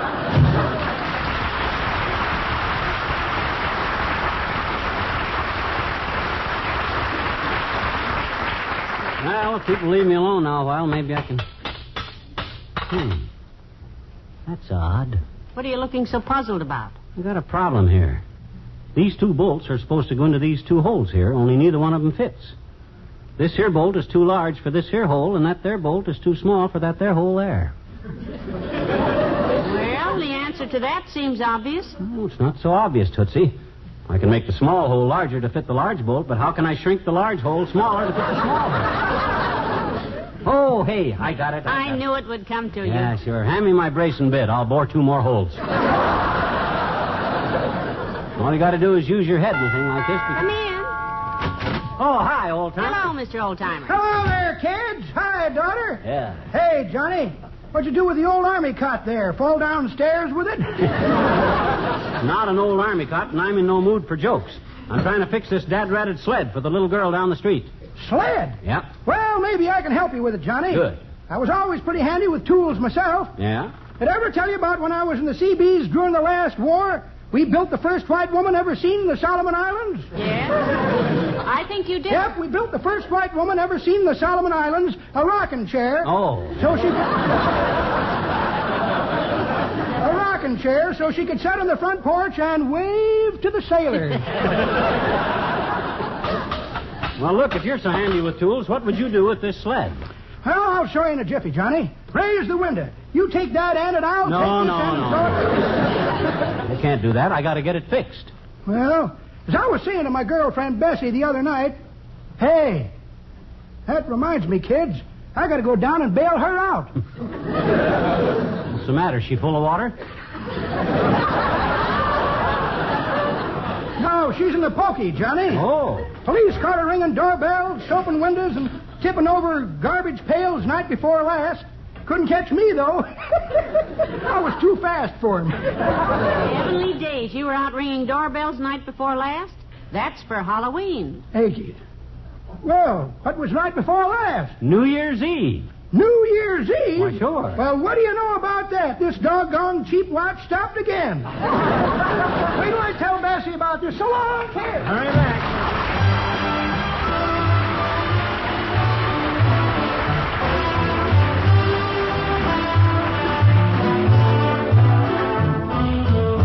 The King's Men and Get Out Those Old Records. Get out those old records, those old photograph records, the ones we used to play so long ago. But if they sound scratchy, the tunes really were catchy, and especially those that said I love you so. I used to beg you over and over to set our wedding day. To get you comfortable, I bring my portable and melt your heart away with all those old records, those old photograph records, the ones we used to play so long ago, so long ago. Put on the record, wind up the crank. Not too tight. Set down the needle, don't go away. Listen to the music play. Get out those all the ones about food, all the ones about June. Kitten on the keys and Nola too. On the old wind up of Victrola. Barney Google was great. All the ones about Katie. Johnny Jean sings hula hula too. Ayaka hula hickey hula honey. Dardanella and Sonny. Meet me on the back porch. Songs to melt your heart away. With all those old, they were wonderful records. Those old, play them over at records. The ones we used to play so long, so long, so long, so long, so long ago. So long ago.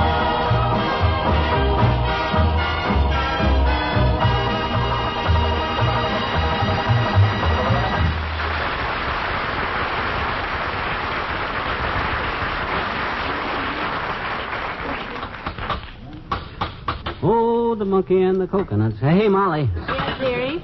What's the matter? You bored? Another hole in the carpet? No, I just want you to take a look at this sled. What do you think? Well, frankly, dearie, you do want me to be frank, don't you? Yeah. Frank with a little touch of kindness. Well, then, frankly, I think it looks worse than ever. Yeah. Sort of like an old garbage can that was caught between two tank trucks. You know something? That's exactly my impression. But now I know what to do. That kid depends on me to fix this sled, and by George, I'm going to do it. Hand me my big crosscut saw over there, will you? Certainly, but what Just do you... hand me my big saw and stand out of the way, Tootsie, that's all. I'll show you what a little brains and ingenuity will do.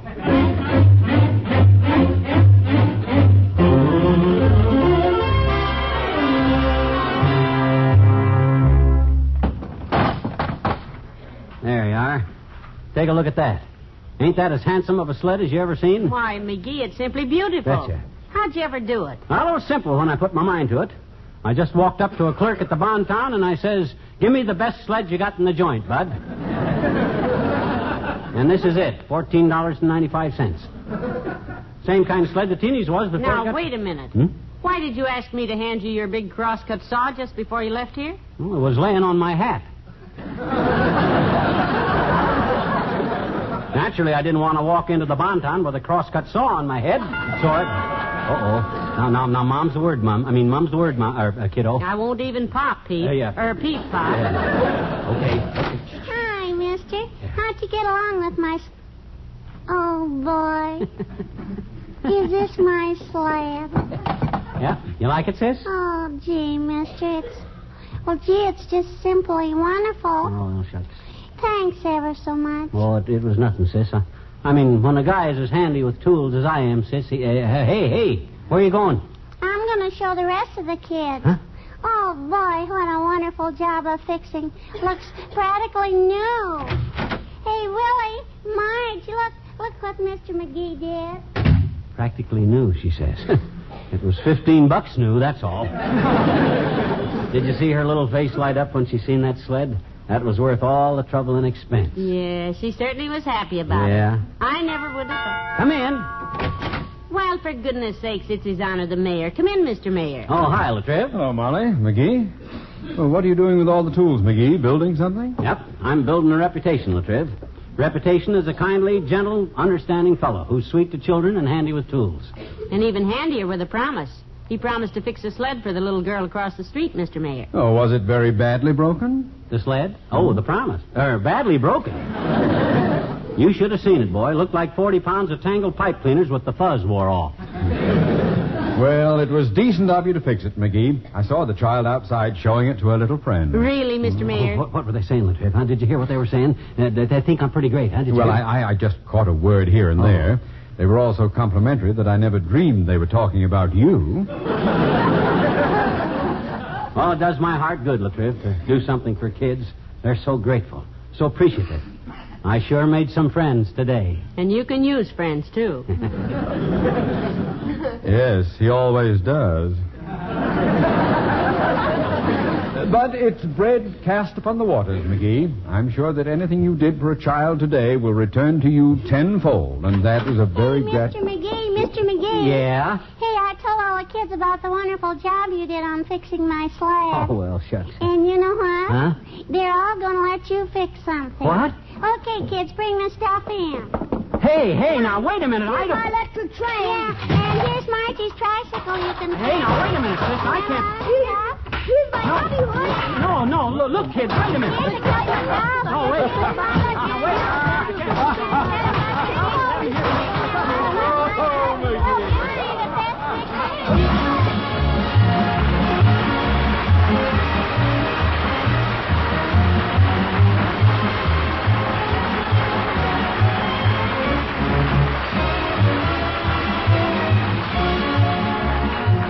Fibber and Molly will be back in just a minute. During this year of 1951, over 3 million babies will be born in the United States. Many of these babies will get an extra good start in life because from the beginning they will be given safe, easy-to-digest pet milk. And what lucky babies they'll be. For in pet evaporated milk, they'll be getting all of the minerals and vitamin D that a baby must have in order to build sound teeth, strong, straight bones and to make sure, steady growth.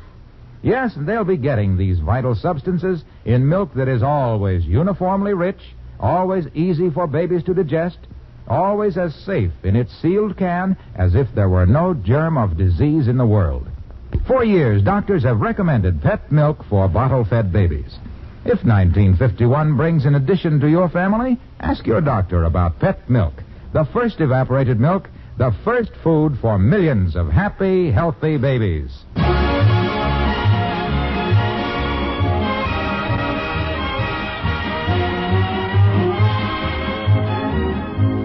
Well, I'm afraid you are in a mess now, Magee. All those little children depending on you to fix these toys.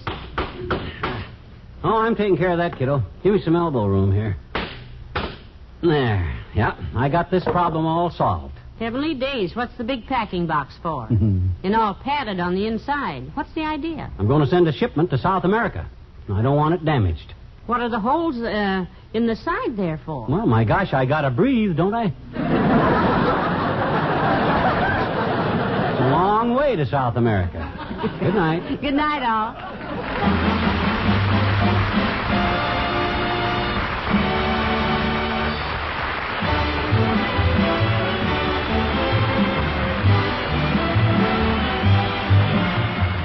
The first evaporated milk, pet milk, brings you Fibber, Magee, and Molly each week at this time. Be with us again next Tuesday night, won't you?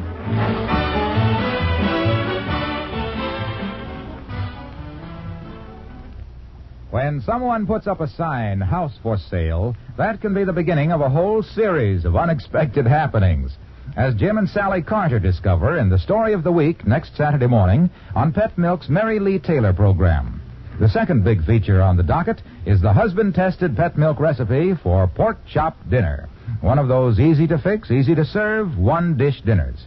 Don't forget now, that's next Saturday morning on the Mary Lee Taylor program on NBC. Be sure to listen. Transcribed. Enjoy Big Town's exciting story next on NBC.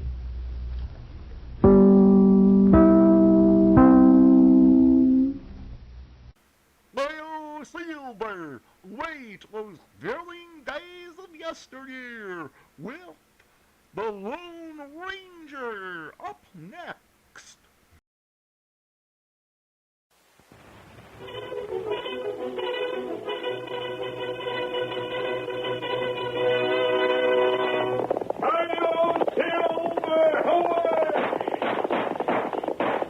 A fiery horse with the speed of light.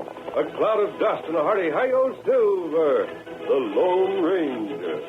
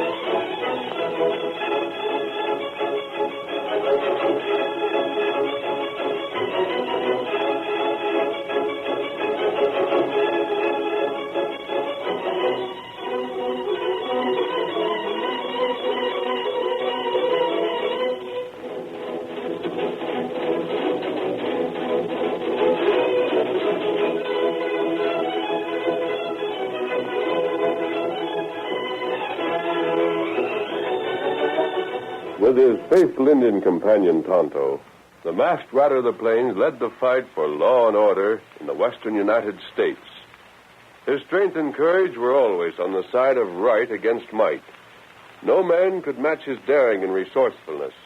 And nowhere in the pages of history can one find a greater champion of justice. Return with us now to those thrilling days when the West was young and the Lone Ranger was fighting the greatest battle of his entire career.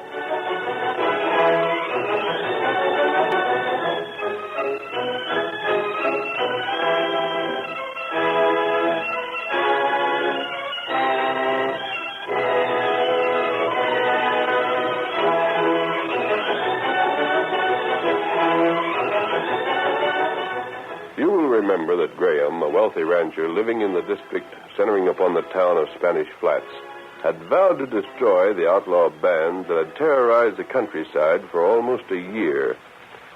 Already one of the chiefs of the criminal organization had met his death. And on an evening several days later, Graham stood in the doorway of his home, staring into the darkness. I'd have sworn I heard something out here. Oh, what's that? Just a shadow, I guess. But just the same, a dog. That's what I heard. Arizona. Is that you, Arizona? Arizona. Hello, old boy. Where's your master? Where's Arizona? Here, Wolf. What's the matter with you? What is it, boy? Want me to follow, do you? Want to show me something? Go on, Wolf. Go on. Wolf, what have you found? That's you, Graham. Arizona. Gosh, I didn't mean to play out like this. Man, what's the matter with you? Arizona, what's happened? Before I talk, would you mind give me a hand? Help me up. Why, of course. Thanks. Now, how's for help me to the house where I can sit? I'm just plain tuckered out. Never thought I'd make it. Hold on to me. Sure. Your horse? I had to turn him loose. Had to come on in afoot. Left my saddle hid out in the hills. You mean that you had... Their horse was even worse off than me. But what... No, wait. You get inside first. Make it up the steps all right? Uh-huh. Now, take it easy. Wolf, you stay outside. Here we are. Now, then. This chair here. Oh. Gosh, it feels good to be resting. Anything I can get you? Food or water? I could stand a drink if you didn't mind. Why, certainly.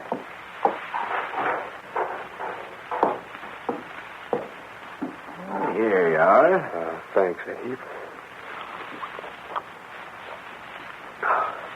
Golly, that's good.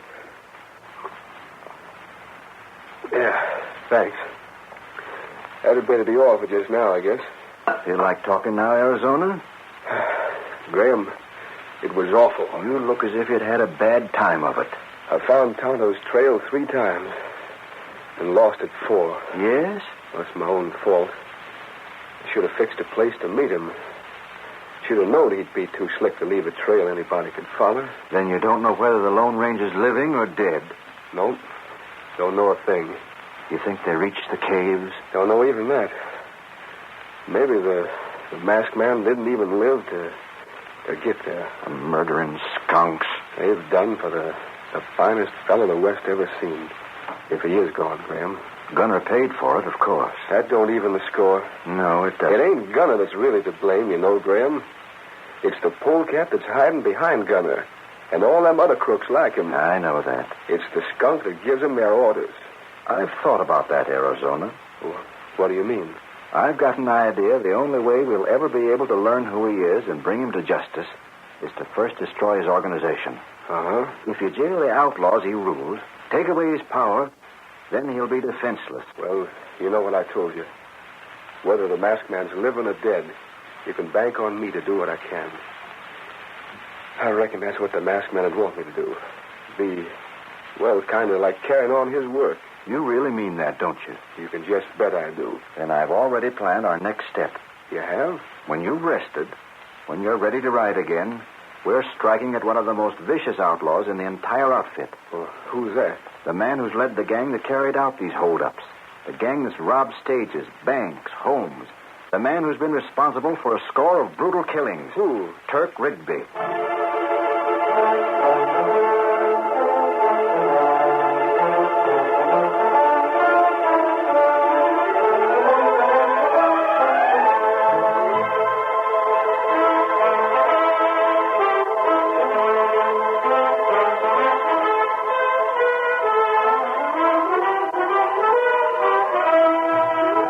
Meanwhile, several miles west of the town of Spanish Flats, two riders approached the buildings of the wealthy Jingle Bob Mines. Inside the office, Jerry Collins, boss of the smelter, was hard at work on his day's report and was unaware of his danger as the two outlaws reined in their mounts. Oh, fella. Oh, there. Oh, Come on, Turk. Boy sees who we are. I'm with you, Stubber. What in Stop, keep him covered. Right. Rigby. Know what I'm here for, Collins? Get out. You're telling us when the mine figures to send out his next shipment of gold. So you and your gun hands can steal it? Talk. You can go to thunder. Talk. I said you go to thunder. Oh! You coyote. Get up. Get back up on your feet. You can't do it. Oh! That's the way to handle them when they get stubborn, Turk. Let them have it. Now you going to talk? Oh. When's that gold being sent? Turk, Well? skunk. I wouldn't tell you nothing if you'd come here with your whole gang. Watch out, he's after a gun. Plug him. I'll show you well. Take it. I got him. Collins, you're lucky Stubb didn't shoot to kill. My arm. Get a bandage on it and you'll be all right. I got some over here. No, you don't. Not till you come across with that information we want. You skunk. You're just storing up trouble for yourself, mister. Turk, I know what you can do to me if you want. But just the same, I ain't talking. Stubb, what are we going to do with this hombre? Keep at him. But the crazy idiot ain't got sense enough to come across. The boss said you was to find out when that gold was being sent. Sure, but then you do like the boss says. When he gives an order, he aims to see it followed. You hear that, Collins? I heard. See the spot I'm in, don't you? What do I care? You ought to. Because if you keep on acting stubborn, I'm going to let daylight through you. Hey, watch out. Now talk. Don't pull that trigger. Collins, it's so close to going off right this second, you're almost the same as knocking at them pearly gates. You shoot me down without giving me a chance? I got orders. That boss of yours, who is he? Why don't he show himself? Why don't he come here out in the open and do his own dirty work? What you going to... I'm going to count, Collins. When I get to 5, if you ain't talked yet, you never will. Wait. 2. No, don't, Turk. You can't shoot me down. No, please. 3. No, don't you shoot. 4. Stop. You changed your mind? If I tell you, will you let me go? Let me live? Will you, Turk? Will you? Why, sure, Collins. Shucks, we don't mean you no harm. Nothing personal, anyhow. Just a kind of business proposition. The gold. Yeah? It goes out 3 days from now. Well, now, fella, why couldn't you said that right off and saved yourself all this trouble? I didn't. Guards? Only the driver. Huh? They figured if they sent guards along, it would tip you off. They're sending the gold in a freighter, like it was just supply. I get it. Trying to be slick, huh? Well, that's enough, Turk. Put a rope on this gent and let's get going. Yeah.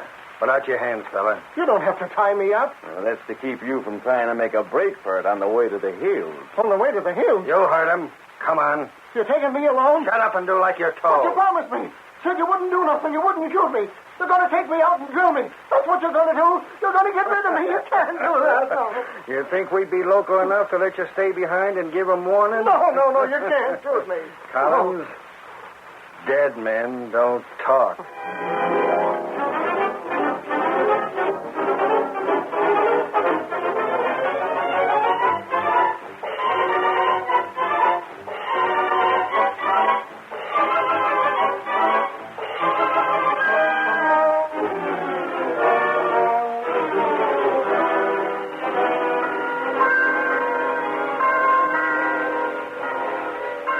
was the following day that Arizona Lawson stood in the patio of a little border mission in conversation with the Lone Ranger's old friend, the Padre. Padre, I reckon there's no use my telling you how I feel. You thought just as much of that masked gent as I did. He was a fine man, my son. I thought... Well, I thought... See? Oh, reckon it sounds kind of funny coming from a no-count fella like me, Padre. But before I go on about some business I got left to do, I thought maybe I could kind of mosey into the chapel there and sort of talk to the masked man. Savvy what I mean? Of course, amigo. You think he'll hear me? See, Arizona, I think he will. I'll be out again in just a minute or so. I will be waiting, my son.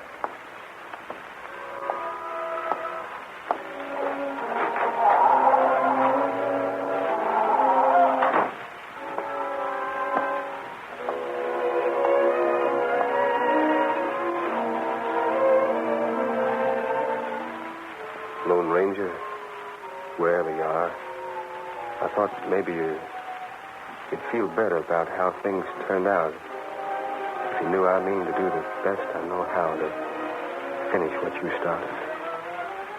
Of course, I know and you know. Nothing I can do will amount to shucks compared to what you'd have done. Or if you hadn't gone west. But I'm going to try, Lone Ranger. Honest, Lone Ranger. I'm going to try the best I know how. Well, I don't know what else to tell you. So, well, that's all, friend. And adios. What? Tonto. Tonto, I looked everywhere. Searched all through the hills, all up and down the Rio. Almost got killed hunting. Where you been? Tonto have plenty work to do. I want you to tell me... What matter? The masked man. Did he... Oh, Tonto, you know what I mean. Me bring good news. Tonto, you don't mean... The masked man, him live.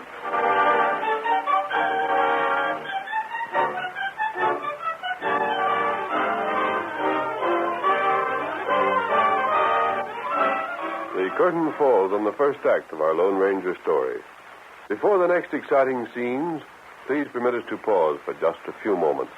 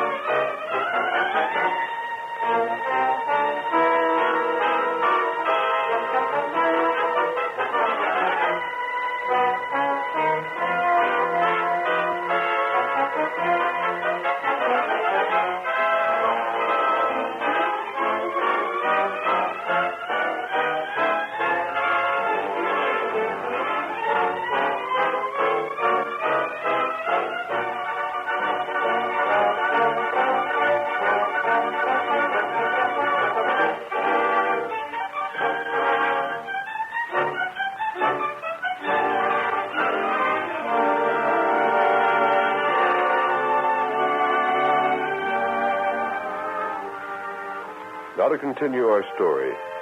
When Arizona attempted to tell the Padre that in spite of his fears, the masked man was still alive, he learned that Tonto had already told him the news, and... Yes, my son. We have much to be thankful for this day. Just wait till I spread the word. Just wait till I let folks know the Lone Ranger's going to fight on their side against these crooks. Say, won't that set things a-humming, though? Wait, amigo. I can hardly... You not tell him. Huh? Arizona, Tonto has explained that it is the wish of the Lone Ranger that we speak of this to no one. Why, I don't say Him heap sick. Yeah, I know, but why does he want has sent for me. I shall ride secretly to the cave where Tonto has hidden him, and shall there do what little I can to nurse him back to health. Yeah? But I fear that if his enemies should discover us, I would be but poor protection for him while he is unable to defend himself. Gosh, I didn't think of that. It seems so funny. The masked man laying there too weak to fight. Gosh, it's just one of them things that's hard to imagine. See, he has always been the man of action. Riding silver like the wind. See, daring any kind of odds. Throwing lead with them 2 6-shooters of his. It will be many days before the Lone Ranger will ride again. Yeah. Him help, though. Help? Again them crooks and that fella at their head? How in thunder can he? When it is safe, Tonto will come to him for advice. Do not fear, my son. Though the masked man cannot be with you in person, you shall have the benefit of his counsel. Then, Tonto, that means you're going to stay with me. Ah. Padre, you go on to wherever the masked man is. And when you find him, you tell him to get well as fast as he can. But not to worry. Tonto and me will handle things. We'll light a blaze under them crooks that they won't put out.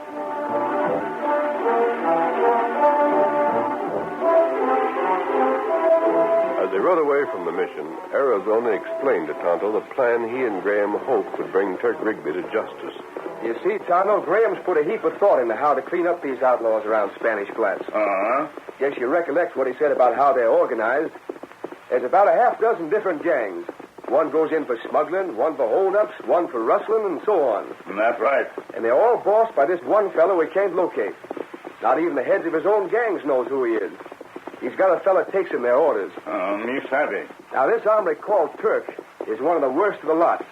It's his gang holds up stages, robs banks and such.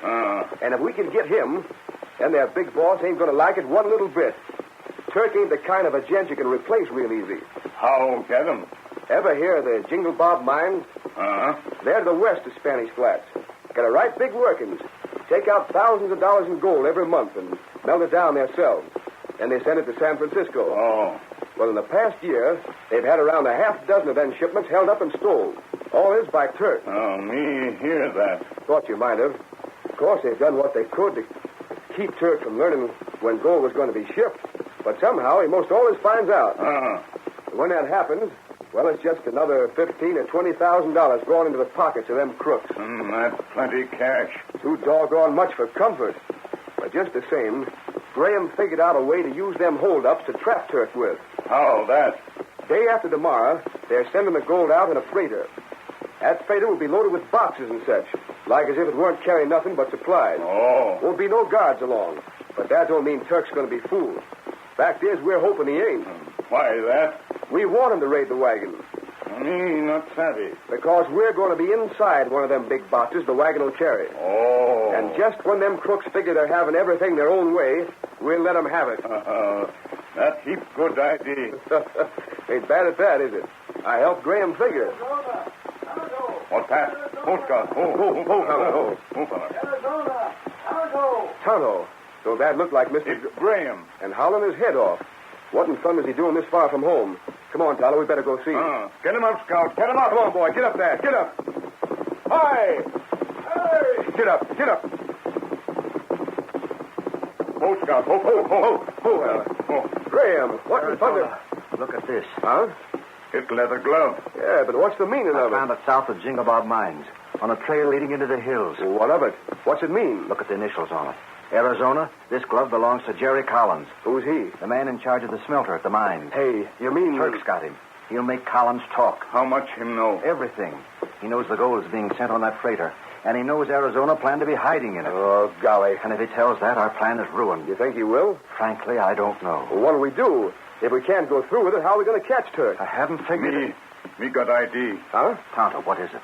Where you find glove? Why, I told you that. It was south of the mine. You show Tonto place? Why, I could, yes.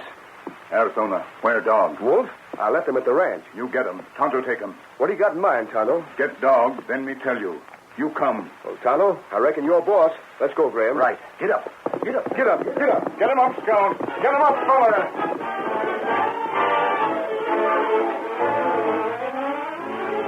Deep in the hills, the two men who had taken Collins captive guided their prisoner into an increasingly wild and lonesome wilderness, until finally Turk gave the signal to halt. This'll do. Pull up. Yeah. Oh, boy. Steady, boy. Go there. What are you fellas stopping here for? This ain't no place to camp. Didn't figure it was. Good place for other things, though. Come on, climb out of that saddle. My hands are tied. You can make it. Climb down before I drag you down. What are you going to do? Yeah, hadn't we better be getting on to where the boys are waiting, Turk? Ain't but a couple hours right away. And what are you going to do? I figured we better do what has to be done before we join them. They don't have to know everything. I savvy. You are going to drill me. No reason for letting you live, is there? Stubb, take them ropes off his hands and make him stand over by them rocks. Yeah. No, don't shoot me, don't. Doggone it, shut up. You can't. No, please. You I can't said do shut it. up. Oh, let him holler, Turk. Nobody's going to hear him. He won't holler for long. He's loose. Get over by them rocks. Please, wait. Go on, get over there. You can't do me in. You can't. If you do, they'll catch you. They'll catch you when you hold up the freighter. You can't drill me. Hey, what's that you said? Let me live and I'll tell you everything. You've been holding out on us? They knew you'd likely find out about the freighter. They've been hoping you would. They got a scheme to catch you. Well, I'll be... Who's they? Graham in Arizona. And they want us to try and get that shipment of gold? Yes. Why? What are they scheming? If I tell you, will you let me live? Will you? Sure. Out with it. Hey, you ain't telling the truth. Just as soon as you get it out of me, you'll go ahead just like you planned before. You better talk, fella. Not until I know you ain't going to shoot me. What do you want us to do? Throw your guns out of reach. Let me have one of your horses. Why, you... If you don't, I ain't going to say one word. You want to get blasted where you stand? I won't talk. I won't. You can't. Hold it, Heck. He ain't going to say anything. He knows with us planning to let him have it anyway. Ain't got nothing to lose by keeping still. You mean we're to do like he says? We have to. We got to know what they're scheming, don't we? But he can't. Shucks, Turk. Why make a fuss about it? There's my gun. Toss yours over. All right. You can take my horse. Yeah, but I'm holding this bridle you come across. Now, what have you been holding back? They're going to be hiding on the freighter, laying for you. Huh? How could they? They're going to be in a box big enough to hold the two of them. What? Yeah, I told you. Get up. There he goes to warn them. No, he won't. Pick up the gun. Well, he's got away, ain't he? Yeah? Watch. What? Well, doggone. Come back here, fella.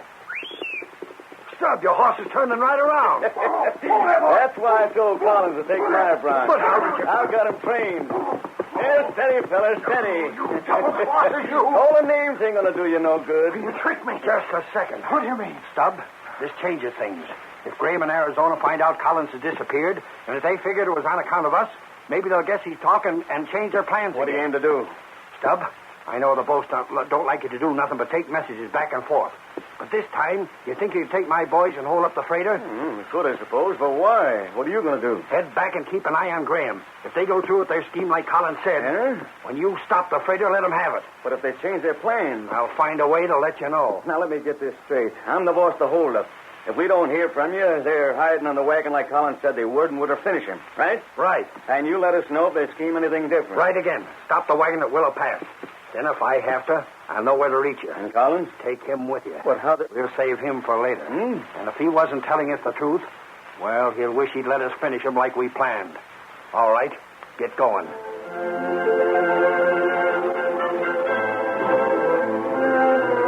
It was 2 days later that a band of horsemen hid in the woods that bordered the approach to Willow Pass.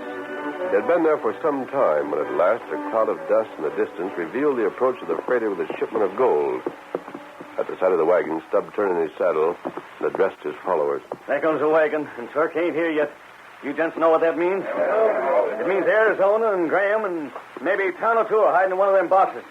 Just the second the wagon pulls up, give it to them. Don't even give them a chance to show themselves. See any boxes big enough to hold them hombres, fill them full of lead. You fellas have that? Well, then there's the wagon. Come on, let's go. Get up. Get up there. Come on, get up. Hi there, pull up. Pull up that horse before you get drilled. Rein up. Rein up, or next time I'll fire dead center.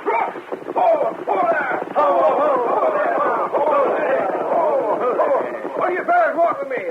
I ain't carrying nothing but supplies. Ain't nothing here worth a stealing. You're carrying gold. From the mine. Ain't so, you're loco. And you figured on tricking us by hiding fellas to catch us in that there box. You hear them, fellas? Let them have it before they can climb out.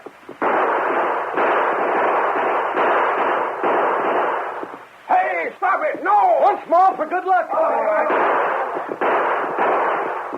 There's the uniform. Now where's the gold hid? Show it to us, driver. You'll be sorry. Hey, what? Hey, there's Arizona, and that's Tano with him. I thought they was inside that box. Somebody was in there. Who was it? How'd Collins get loose? I thought we left them safe at camp. We've got to fight them off. Here they come. That's what Skunk's saying. I'm getting out of here. Get up. Get up there, boy. Ice your hands, you cold cat. Tano, you get Turk out of that there box. See how bad hurt he is. Let Stubb go. Was Turk in there? How'd he get in that box? Tonto trailed him and caught him coming back. We put him in there so he'd get a taste of the same medicine you figure on giving us. Then when Turk told where you fellas were camped, Tonto hid outside just waiting for you to clear out. Soon as you did, he got me away and we come here a-kiting. How is he, Tonto? Him get shot, but him still live. It'll make much difference to me which way it turned out. The polecat deserved being drilled a dozen times over. That's right. Now he'll live to hang. Well, Tonto, we done a pretty good job. Stubb got away, but Turk didn't, and neither did these gents. That's heap good. We've just started, Tonto. Before we're done, we'll get 'em all. And that boss of theirs that hides behind them. Dry gulch the masked man, would they? Well, just watch our smoke. All right, you polecats, get moving. For jail.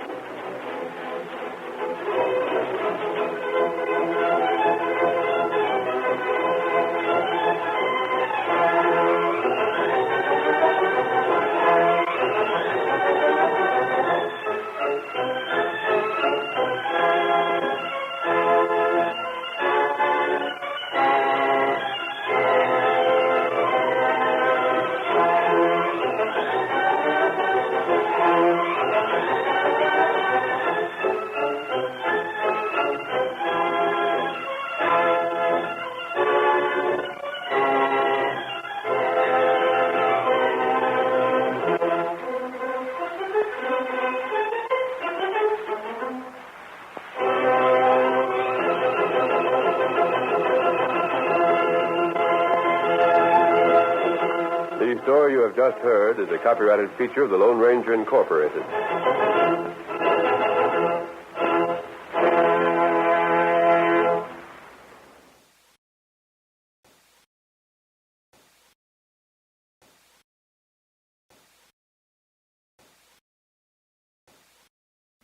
Hunt the biggest of all game with the Green Hornet and Cato coming up next. Cato with Britt Reed in the thrilling adventure, The Voice. The Green Hornet strikes again.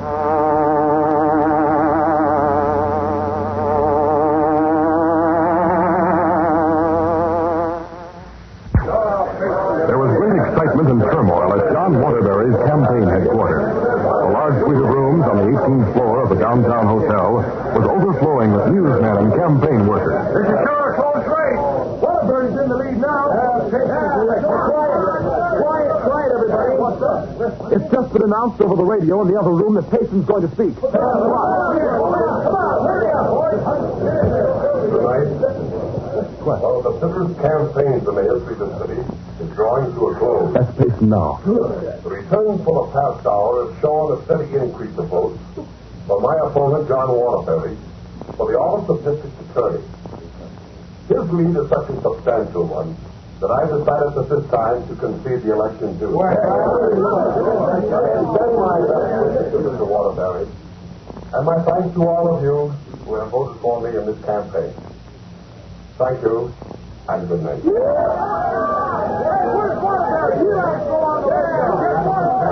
Waterbury went to his private office down the hall to take an important phone call. Let's go get him. Come on, do it all. It came from Waterbury's office. Hey, look, smoke coming from under the door. Smoke, huh? Look. Hey, it must have been a bomb. How could it happen? Hey, let me through. Right from the dandy finger. Nothing's next. John Waterbury is dead.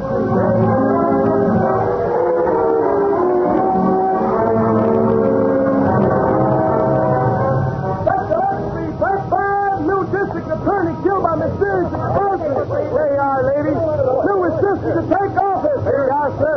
Read all about it. Set your legs, be faithful.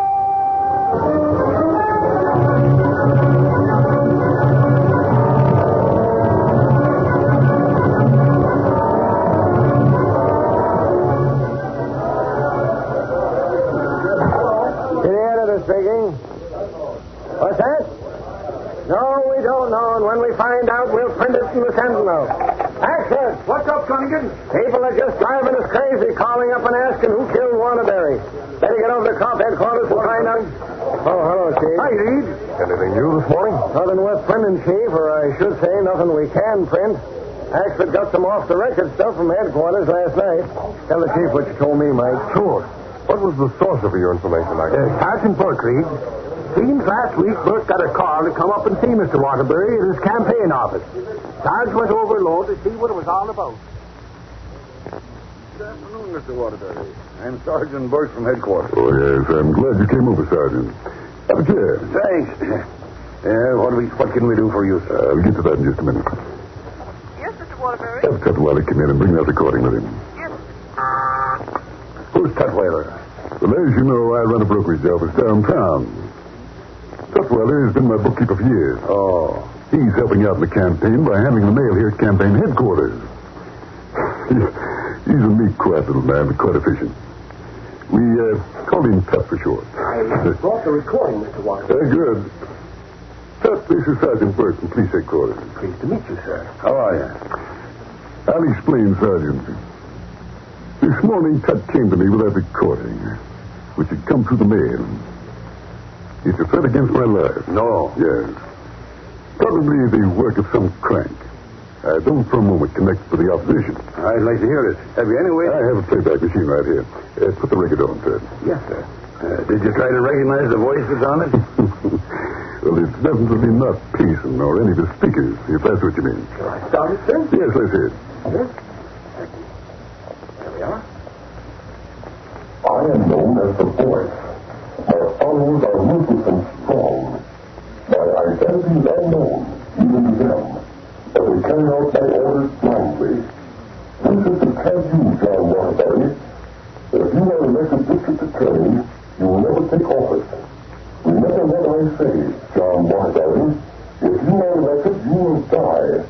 I will fail. So take heed of this warning from the voice. There it is, Sergeant. Holy smoke. Shall I take the record? I'm taking that recording to headquarters with me. All right, Sergeant, but I don't think you... Threat's a threat, Mr. Waterbury. We'll study that voice and see if we can trace it. Do you really think you can, sir? Sure. All we got to do is find a guy who talks like that, and we'll have the mug who calls himself the voice. And we'll have men up here election night, sir. Plenty of them, just in case. When you don't think it's just a crank who sent that. Never can tell about these things, Mr. Waterbury, but it's best to be on the safe side. Just as you say, Sergeant. Tut, give the record to Sergeant Burke. Yes, sir. Here it is, officer. Thanks. I'm sure you and your men will do everything to protect Mr. Waterbury on election day. That we will, Mr. Tut. Tutwiler is the name. Yes, so it is. Well, as I said, Mr. Tutwiler, we'll see that there's plenty of protection around on election day. You can bet on that.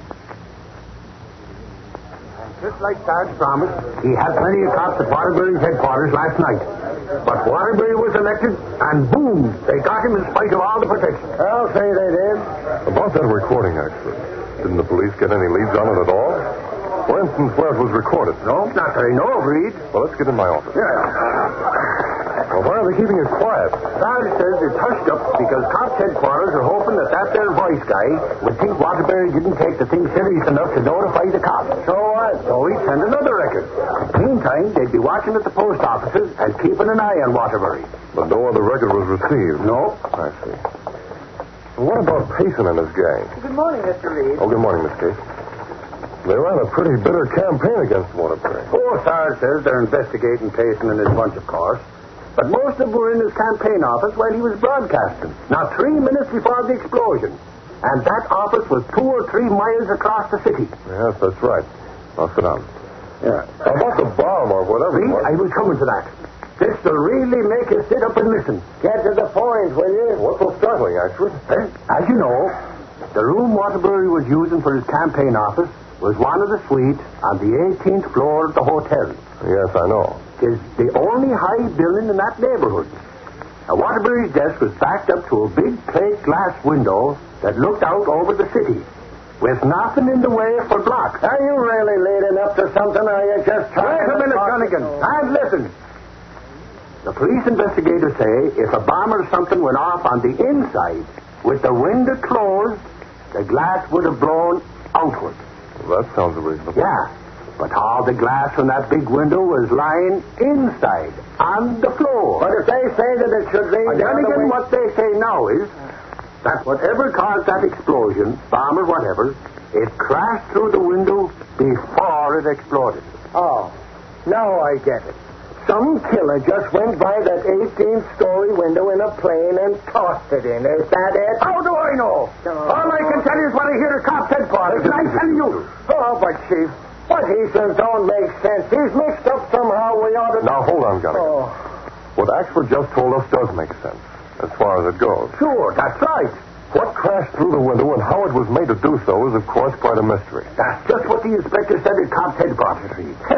Next, they'll be saying it was a plane out of control like the one that bumped into the Empire State Building. Only this plane came right through the window and blew up in Waterbury's face. If you don't like what they say, Cunningham, call them up and tell them. Don't take it out on me. Axford, forget it. Where's that record, the one that Bert told you? Soon they have it at headquarters, Reed. I see. Well, you'd better go down to headquarters and keep tabs on things. And see if it can come back with a theory we can figure out next time. I'll bring the news as I get it. That I will. Yeah, but get it straight. Now get going. Keep me posted, Axford. Okay, Reed. That I will. And you, Gunnigan, I'll be seeing you later. What do you think about that voice business, Chief? Well, right now, I don't know what to think. We'll just have to wait and see what the police turn up. I'd like to know more about the candidates for the office of District Attorney, Gunnigan. One of our reporters could get a lead on that voice, it would... Oh, wait a minute. Yes, Mr. Reed? Miss Case, I want you to get me all the data on Payson and Waterbury and the men who were to be their assistants. Well, I can get that for you all right in my file. Good. Is there anything Not else? right now. Well, I'll get that data for you right away. Look, Chief, I think you'd be wasting your time trying to get a lead on the voice. Frankly, I don't think the guy who made that record had anything to do with the explosion that killed Waterbury. Well, that remains to be seen, Cunningham. Well, I'm going back to the city room. See you later, Chief.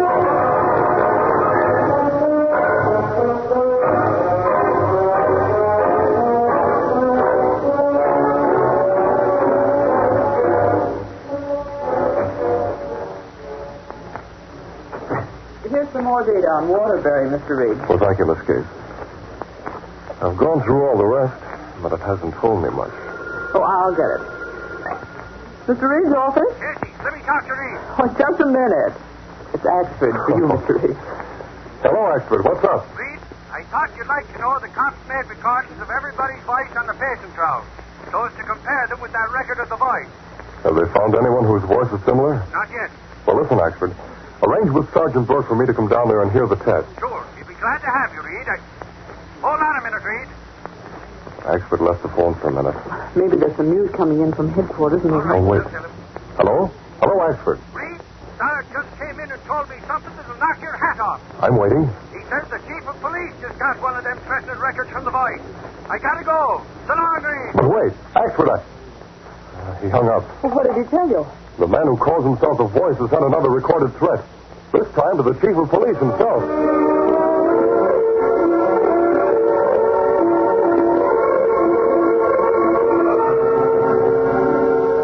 Brick Reed went to police headquarters where he listened as the various recordings were compared to those made by the Voice. Later, he stood in the press room at headquarters talking to Axford and Sergeant Burke. Have you confined your investigation to the Payson crowd entirely, Sergeant? Not entirely, Mr. Reed. But it's been determined that whatever it was that exploded in Waterbury's office came through the window from the outside. Yeah. And that big window is only 18 stories from the ground. That would seem impossible. No, it's impossible, Reed. That's what I keep telling Sarge. In spite of what you say, Axford, the experts we sent up there from headquarters all agree on that fact. They know what they're talking about, Axford. Okay. So they know what they're talking about. To my way of thinking, Sarge, you ought to get Payson and give him a grilling. That Voice guy wanted him to win the election, looks like. You do your reporting, Axford. Let us cops decide who's going to be grilled. Axford, Payson may not have had any knowledge of what was going on. Naturally, he'd take support in the election from anybody. He's the type. Yeah, good thing he lost. Of course, we don't know much about Eaton, the assistant DA who will now move up into Waterbury's place. But I guess he's okay. I'd like to meet Eaton. Axford, we'll drive over and see him before we go back to the center. Okay, Reed. Well, thanks for your courtesy, Sergeant. We'll see you again. Come on, Axford.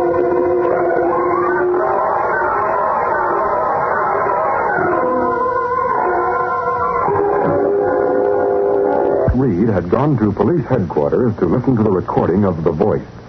He expressed the desire to meet Mr. Eaton, who was now acting district attorney, and suggested that he and Axford pay Eaton a visit. A short time later, Britt Reed and Axford sat in the district attorney's office talking to Eaton.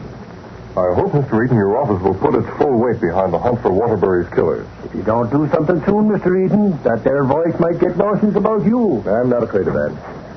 Here are the papers you wanted, Mr. Eaton. Oh, thanks, Tut. Hey, now, I know you. You're Mr. Tutwiler, the bookkeeper in Waterbury's brokerage office. Mr. Tutwiler is now working here with me. He's my right-hand man. Tut, meet Mr. Reed and Mr. Axford from the Daily Sentinel. How do you do? Tutwiler? Well, I saw Mr. Axford at campaign headquarters. He was there when Mr. Waterbury... Sure, I was there, all right.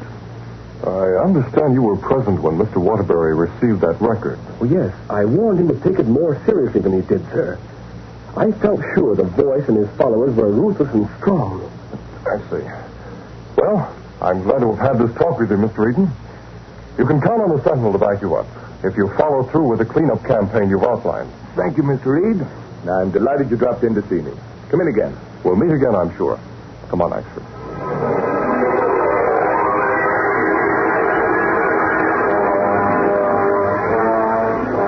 That evening, Britt Reed went to his apartment where Cato, his faithful Filipino valet, and the only person knowing his identity as the Green Hornet, was waiting.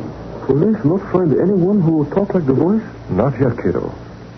Now that the chief of police has received one of those recordings, they're making an extensive search. You look like the voice wanted Payson to win election and be district attorney, maybe. I'm not so sure. Cato, I'd like to have one of those recordings so we can experiment a bit. The records are being kept as evidence, no doubt. Yes. They won't let them out of their hands. But I'd still like to get one of them. Where they keep records? In a small room on the ground floor just off the fingerprinting department. We went in there to play them. They're in a file case there. Oh, Green Hornet not dare to approach police department building. The Hornet dares to do many things, Cato, when it's necessary. You take risks, then? What do you think? I'm ready. Let's go.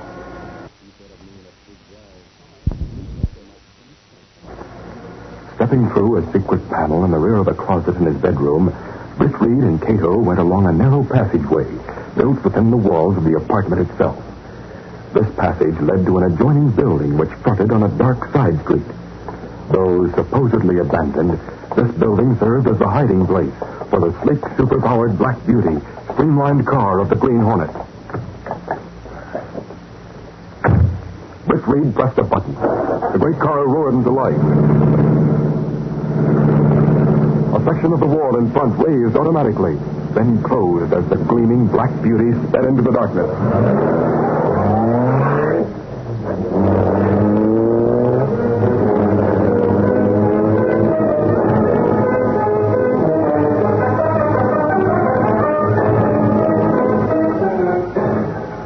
Meanwhile, at police headquarters... Cassidy. Yeah, what you want, Sarge? Take this list into the dispatcher's room. Have them radio the men in these scout cars to pick up every suspicious character in their district and bring them in for questioning. Okay, Sarge. What's that? Captain at the back. Down the hole. Come on, Sarge. Great day. What next? In here, Sarge. What's going on in here? Plenty, Sarge. I was in here matching up some fingerprints when I heard something in the other room. I opened the door and saw the Green Hornet climbing out of the window. The Green Hornet? Why'd he come here? Well, Get the devil from the team. Quiet, everybody. What was he doing in there? Do you know? The top file drawer was open. He took one of them records of the voice. What? Shut up, all of you. Cassidy, tell the dispatchers to put out a call to all cars to hunt the Hornet. Okay, Sarge. I'll tell the chief about it. At least we know now that the Hornet's connected with the voice and his gang. And if it's the last thing we do, we'll hunt him down one way or another.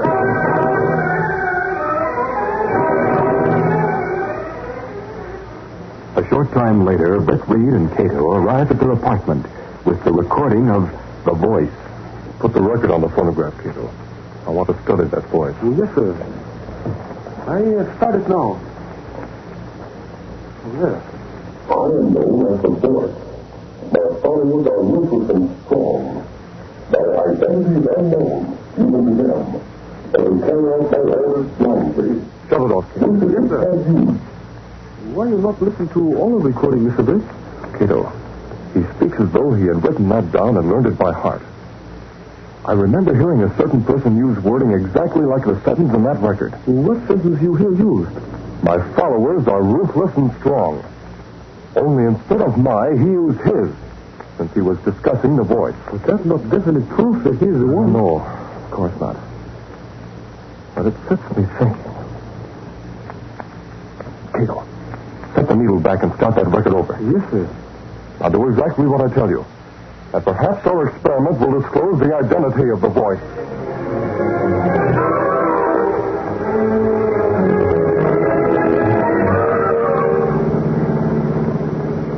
That man's pretty smart to think of a scheme like that, Mr. Britt. Well, someone else may have given him the idea, Cato.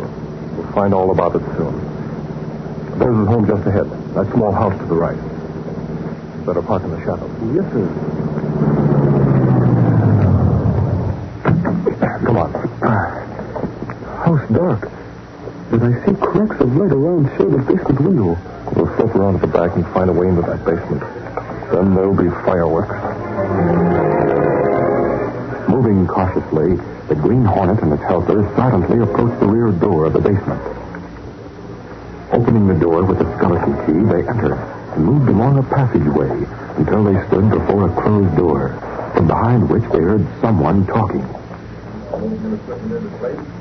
What do you mean by that? I'm just getting an idea of what he does mean. Wait here. I'm going in. Hey, what the... Hey, look, it's the Green Hornet. Right, killers? Quite a setup you have down here. For a bookkeeper, Tutwiler, you seem very efficient at building model planes. That's a fine job you have there on the bench. Well, it's just a hobby. I suppose the assistant DA has the same hobby. Is that it? What light have you to come in? Or is he applying his knowledge of radar and electronics so your model planes can be radio controlled? He found out. I admire your cleverness, Eaton, but not the use you put it to. It was one of those radio-controlled model planes that carried the explosive into Waterbury's office and killed him. I admire your cleverness, too, Hornet, in being able to figure that out. But why did you come here? What do you want? Protection, perhaps? From me in my capacity as... From now on, Eaton, you won't be in a position to give anybody protection. Eaton, don't let this criminal tell you what to do. Shut up, you. It's meek little crack brains like you that get the delusions of power at the expense of those who trust them. That voice business certainly wasn't your idea. It was Eaton. He would have made you the fall guy eventually. But now both of you won't live to tell what you know. A bullet from this gun. Oh, no, you don't. Drop that gun. My heart. Ow. Now this will settle you. Look on it. You can work with it. We let Very clever, Tutwiler. Making the police think the voice was probably backing the opposition. When all the time you worked for Waterbury's election. I say that you can work with You wanted him to win so Eaton would be his assistant. Then by killing Waterbury, Eaton could take over as DA. You're through, as of now. Now take it. No. Gas, Oh. Cato. You all right? Yes. Give me that record. Here it is. I'll put this there so the police can pick it up. Then you can phone them to come here and pick up these killers. When the experts from headquarters see this equipment, they'll get the whole picture and make these rats talk.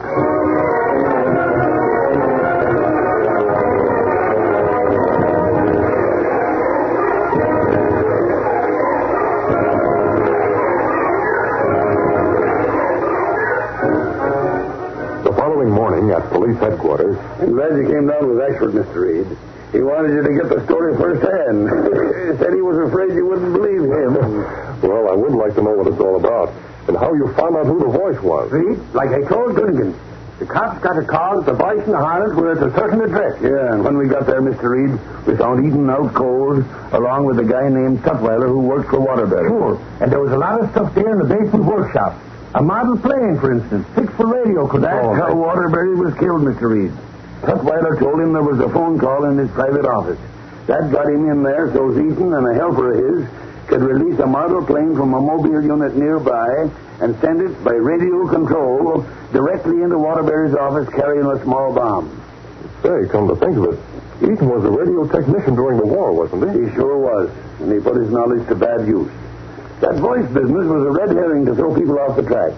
They wouldn't suspect a meek little guy like Tutwiler. When the cops grilled Tutwiler, he screamed all over the place. That he did, Axford. But it doesn't seem possible to me that little man Tutwiler could be the voice. That's the surprise, Reed. Put that record on and show him how it's done, Sarge. Sure. Now listen. As it plays, I'm going to gradually increase the speed of the turntable. Now, listen to it. Here it comes. I am known as the voice. My followers are rooted from strong. My identity is unknown, even to them, and we carry out my orders blindly. This is to tell you, John Waterbury, that you are elected district attorney, and you have no profit. Remember what I say, John Waterbury. If you are a Green Hornet, Jim, all right. I will fail. They pulled a very clever... It's clever, all right. You see, he recorded that speech at a faster speed than normal, and talked fast at the same time. Then when it was played back at normal speed, it gave that deep tone to his voice. That's why we couldn't tell whose voice it was. Well, it's beyond me how you ever did figure out who was behind the murder, Sergeant. That's something ordinary people like us can't ever do, Reed. Anyhow, the Green Hornet helped him out in a way. The Green Hornet? Sure. He stole that record from the little file room here at headquarters last night and left it at Tutwiler's place when he had a fight with his pals. The less said about the Green Hornet getting that record, the better, I Oh, don't worry, Sergeant Burke. It won't be mentioned. We can forget that as long as you were clever enough to figure out the rest of the case. Clever people always amaze me. I'm even more amazed, Axford, that so many clever people use their cleverness to commit crime. You sure must be amazed at the Green Hornet, then, Reed. He's a clever one, that guy. I'm sure the Hornet would appreciate the compliment, Axford. That is, of course, if he heard you say it.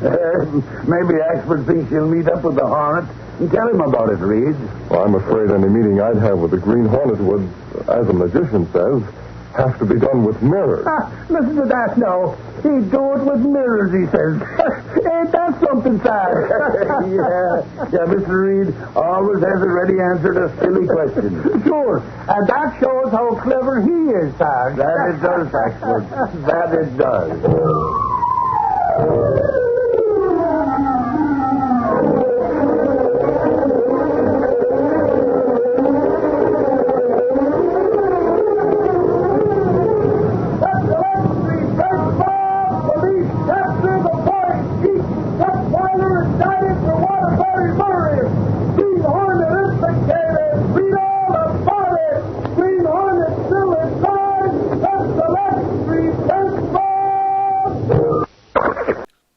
Doesn't stand a chance against Dick Tracy up next. And now, Dick Tracy!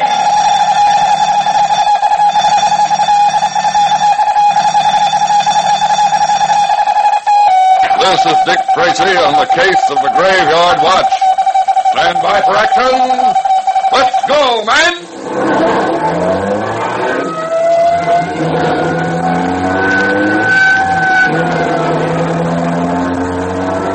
Yes, it's Dick Tracy, protector of law and order. Well, Tracy fans, there are several presidents of our nation who served more than one term, but there was only one who didn't serve his second term immediately after his first term ended. There was another president in between, and it's his birthday anniversary that we observe today. His name, Grover Cleveland.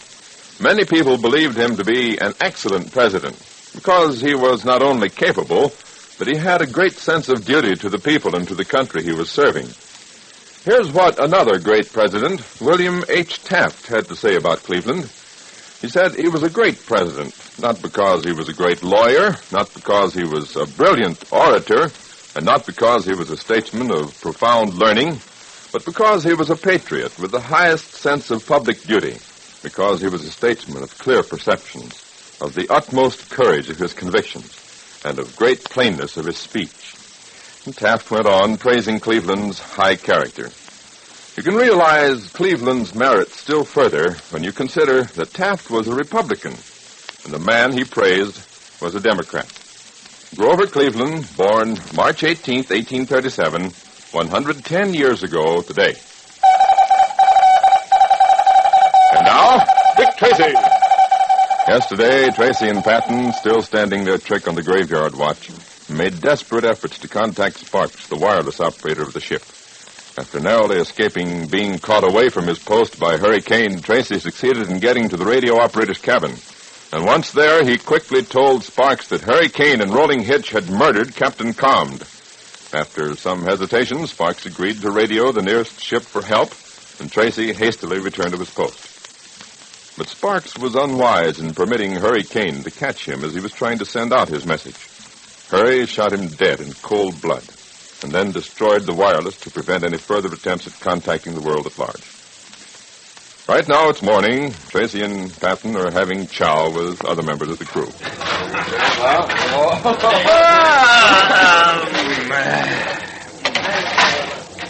Give me a couple of... I hope I'm not keeping you awake, Mr. Patton. Oh, not a chance of it, Dick.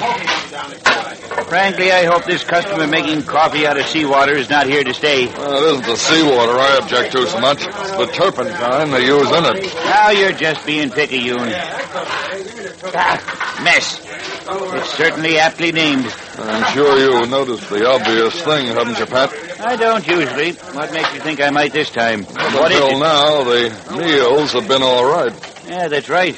Well, this is the first meal since our new skipper took over. Oh, I see what you mean. You know, Rolling Hitch's little brother, Half Hitch, is the cook in his bathtub. Yeah, they don't wait long to start chiseling, do they? That's allowed, Pat. We're supposed to be the wide-eyed, ingenious type, you know. Oh, yes. Wasn't it regrettable about the late Captain Combed committing suicide? All right, squash heads. Turn two. You, fish and chips. Aye, sir. Lay aloft on the main deck. Swab down fore and aft. Aye, sir. Come on a double. Aye, sir. All right. Turn two. Hang down the breakwork. Come on now, look alive. Let's go here. Everybody up to that. You too, George. Get on deck.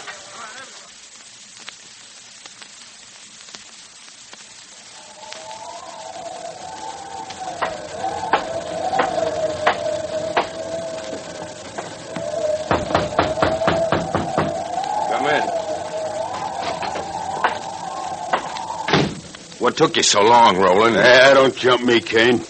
I've been putting that alleged crew of yours to work. Good. Did you get that blood cleaned out of the captain's cabin? Yeah. I'm going to move in there. That'll keep anyone from snooping around. Good idea. But who's going to snoop? The captain committed suicide, that's all. Somebody else committed suicide early this morning. What? Our young friend Sparks got tired of it all. You mean you shot him?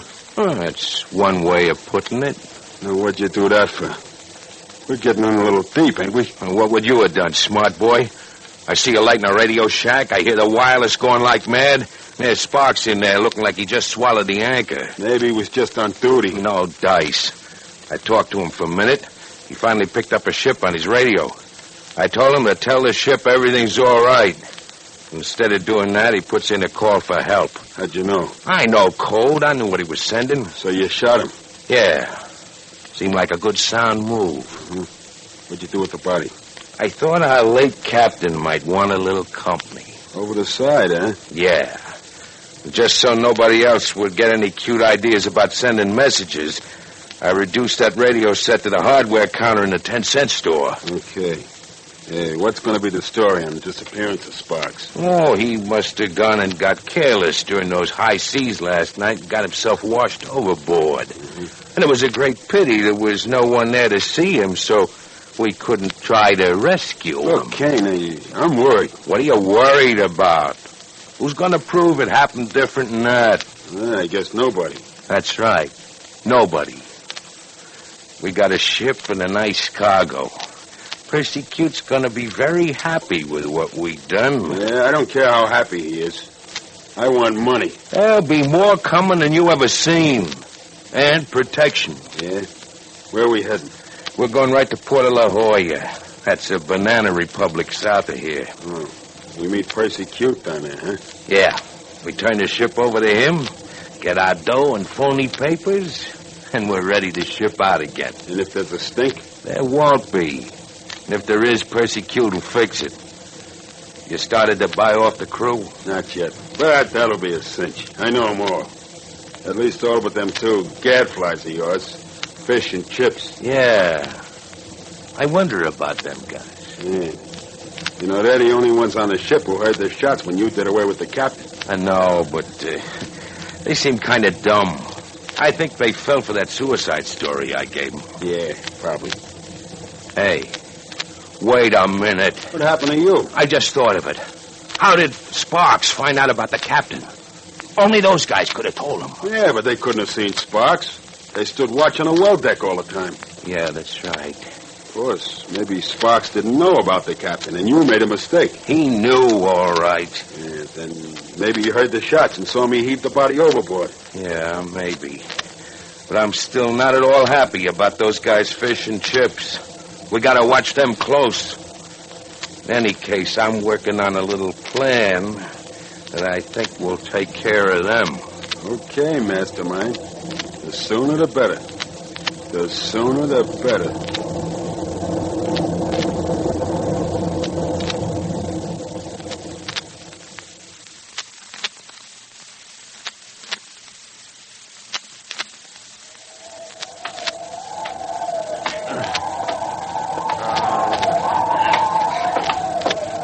Look out what you're doing with that mop, sailor. You almost got my foot. Forgive me, Mr. P. I was trying on a new stroke. I kind of skidded. Okay, Dick. I'll overlook it this time. You're a real shipmate. Tell me, Seaman Fish, what grip do you recommend on a swab? Well, Seaman Chips, after years of relentless research, I've discovered that an interlocking grip with a strong follow-through will get you the most mileage. That's very interesting. I prefer crossed hands myself. Oh, well, you know, Pat, I'm more than a little worried about something. What is it, Dick?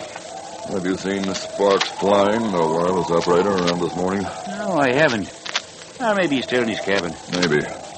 But maybe something happened to that message for help I told him to send out. Oh, that's just dandy. I'm not going to be satisfied till I see him. Well, what are we going to do? We've got to search this ship. It's not going to be so easy with old Mutiny on the Bounty Kane in charge of this tub. I know, but we've got to get to the radio shack first. Well, we're swabbing down in that direction. And when we get there, if no one's around, we'll take a quick look inside. Okay. Just whereabouts is our new Captain Hurricane? Oh, you mean Laughing Boy? I think I saw him up on the bridge. That's good. He'll give us a break. Yep, I can see him. He's on the bridge, all right. He's shooting the sun. At least that's a refreshing change from shooting the crew. Isn't it, though? Come on, let's mop our way down to the radio shack. All right, prepare to give way together. All right. Stroke. Stroke. Stroke. Stroke. Come on, get your backs into them things. You can't spend all day on one little hunk of deck. Yeah. Now, when you're through with that, report to me. Maybe I'll have a little machinery for you to move. All by yourself.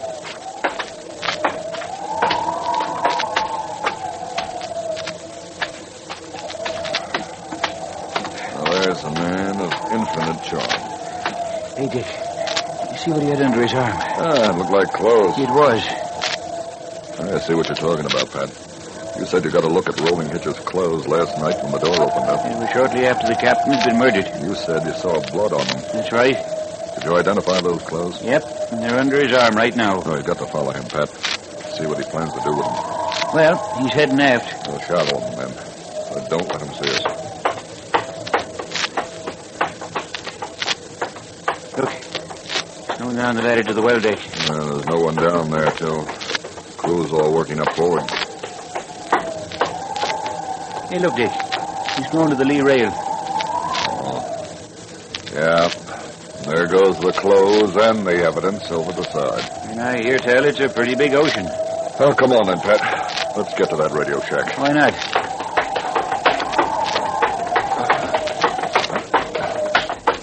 Hold it, Pat. Just in case someone's looking, we'd better mop the rest of the way. Swab, Jockey. Oh, sorry, sir. Give it to it. Pretty free swinging here. Here we are. Anyone around? Just us chickens, boss. Locked, of course. It would be. Yeah, they seem pretty particular about who goes where around this boat. You still got that pick you had with you last night? Aye, sir. Leave me at the lock, Admiral, and I'll have it open in a jiffy. But I suggest you'd better keep watch. I'll not only keep watch for you, sailor, I'll keep swabbing the deck for you. That's nice, helpful, stimulating outside work for you. How you coming, Pat? In a moment, Dick. In a moment. Is the coast clear? Yep. Yeah, that does it, Dick. Good boy. Let's go. Will you look at that, Pat? Looks like someone had just been through here with a bulldozer. In a moment, we'll return to Dick Tracy. But first, when two famous entertainers, both fast with a line of fancy chatter, get together, there's bound to be a furious exchange of brilliant banter, and that's just what you can expect on the Bing Crosby Show tomorrow night. You see, it's then that Bing's special guest will be that great star of musical comedy, motion pictures, and radio, Danny Kaye. In addition to rapid-fire patter between the two, there'll be some mighty fine music, such as their duet on Brahms' Lullaby. Danny will sing another sleepy time song, this time all by his lonesome, Dina's Lullaby, dedicated to his little daughter. On the musical side of the broadcast, too, lovely Peggy Lee will make another return as guest singer, and she'll team up with the Groner in an unbeatable rendition of her own song, It's a Good Day.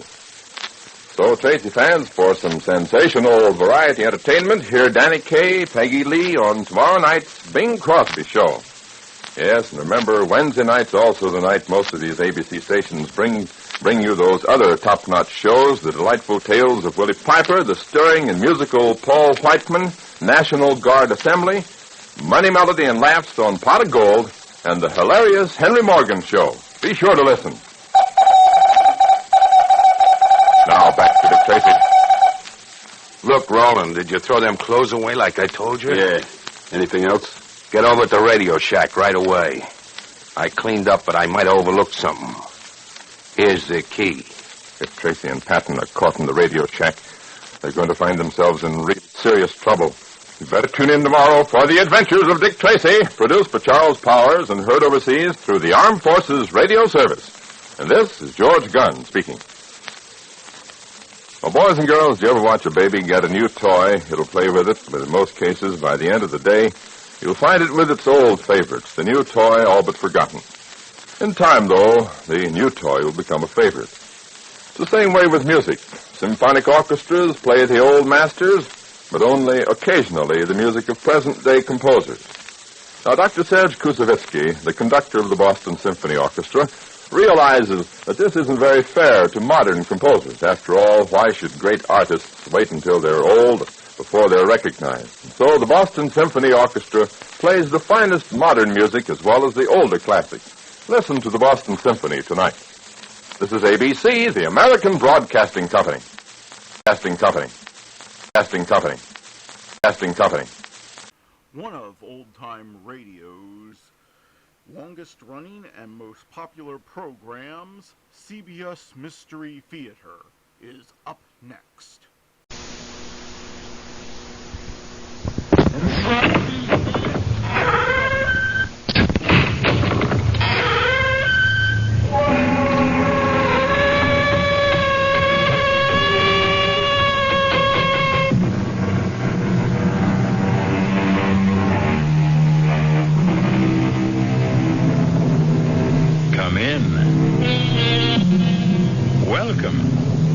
I'm E.G. Marshall. Welcome to the world of eerie imagination. The fear you can hear. Vendetta. The very word itself invokes dread and strikes a mood of brooding terror. But to live on the island of Corsica, home of the vendetta, is to be steeped in the tradition of violent massacres and the fatalistic expectation of ferocious vengeance as a way of life. At least it would have been so just 100 years ago when these famous words were first written. It was a hand. A man's hand. Not a skeleton hand, all bright and clean, but a hand black and desiccated, with the yellow nails, the naked muscles, and traces of blood upon the bones at the point where they had been severed as with the blow of an axe about the middle of the forearm.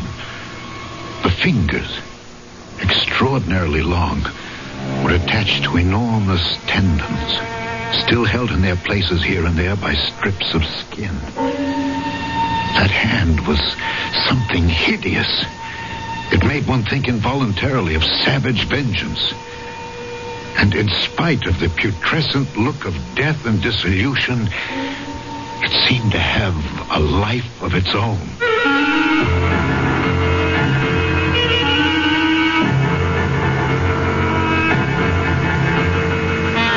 Our mystery drama, The Hand, was especially adapted from the Guy de Maupassant classic for the Mystery Theater by Ian Martin and stars Alexander Scourby. I'll be back shortly with Act One.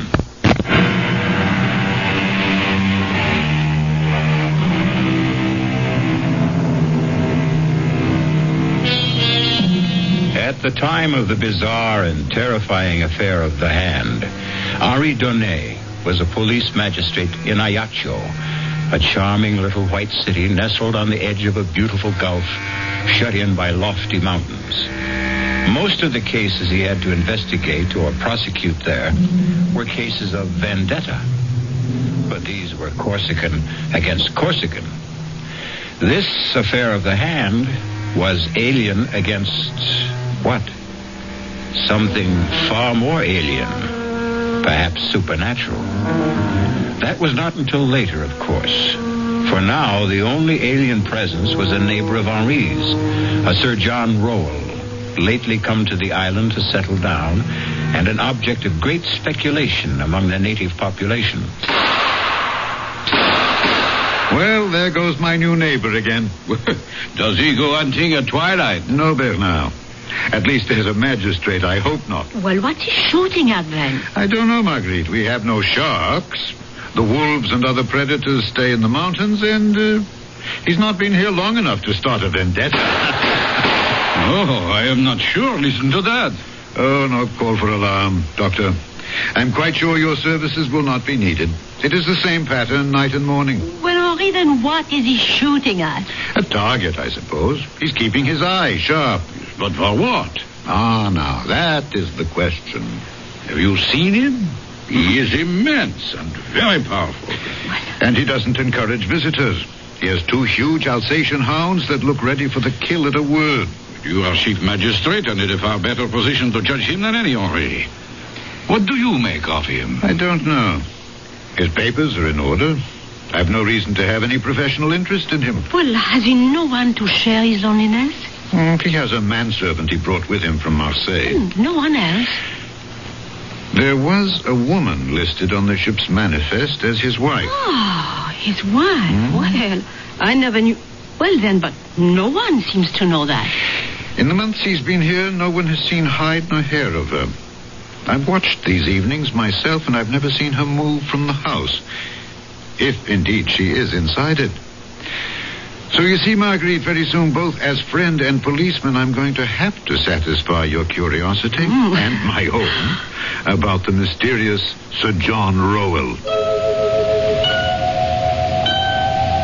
For a while, however, I had to content myself with having a close watch set over the man. None of my people could find anything suspicious enough in his actions for us to make any move. But as the strange rumors about him continued and increased, I resolved to see the stranger face to face for myself. I made a point of going hunting every day in the neighborhood of his place. It took me a little while, but at last, one day... So, bien, Fernand, hold the point. You flushed him, Got him right under the Englishman's nose. Go fetch him, Fernand. Fernand, hold. Hold on. Whiskey! Down, boy, down! That's it. Good dog. Hold. Here, Whiskey, here. My apologies, sir. You're a bird, I believe? No, not at all. I shot him right from under you. Sorry. I didn't know you were there. Nor I you. Allow me. I'm John Rowell. Yes, I know, Sir John. I am your neighbor up there on the hill. Henri Donnet. Pleasure. Damn fine shot. Sir John, will you accept the game as an apology for shooting over your field? That's very generous. I'll accept on one condition. What's that, Sir John? That you let me return the compliment and ask you to join me in a glass of ale. Good. I will be only too glad to accept.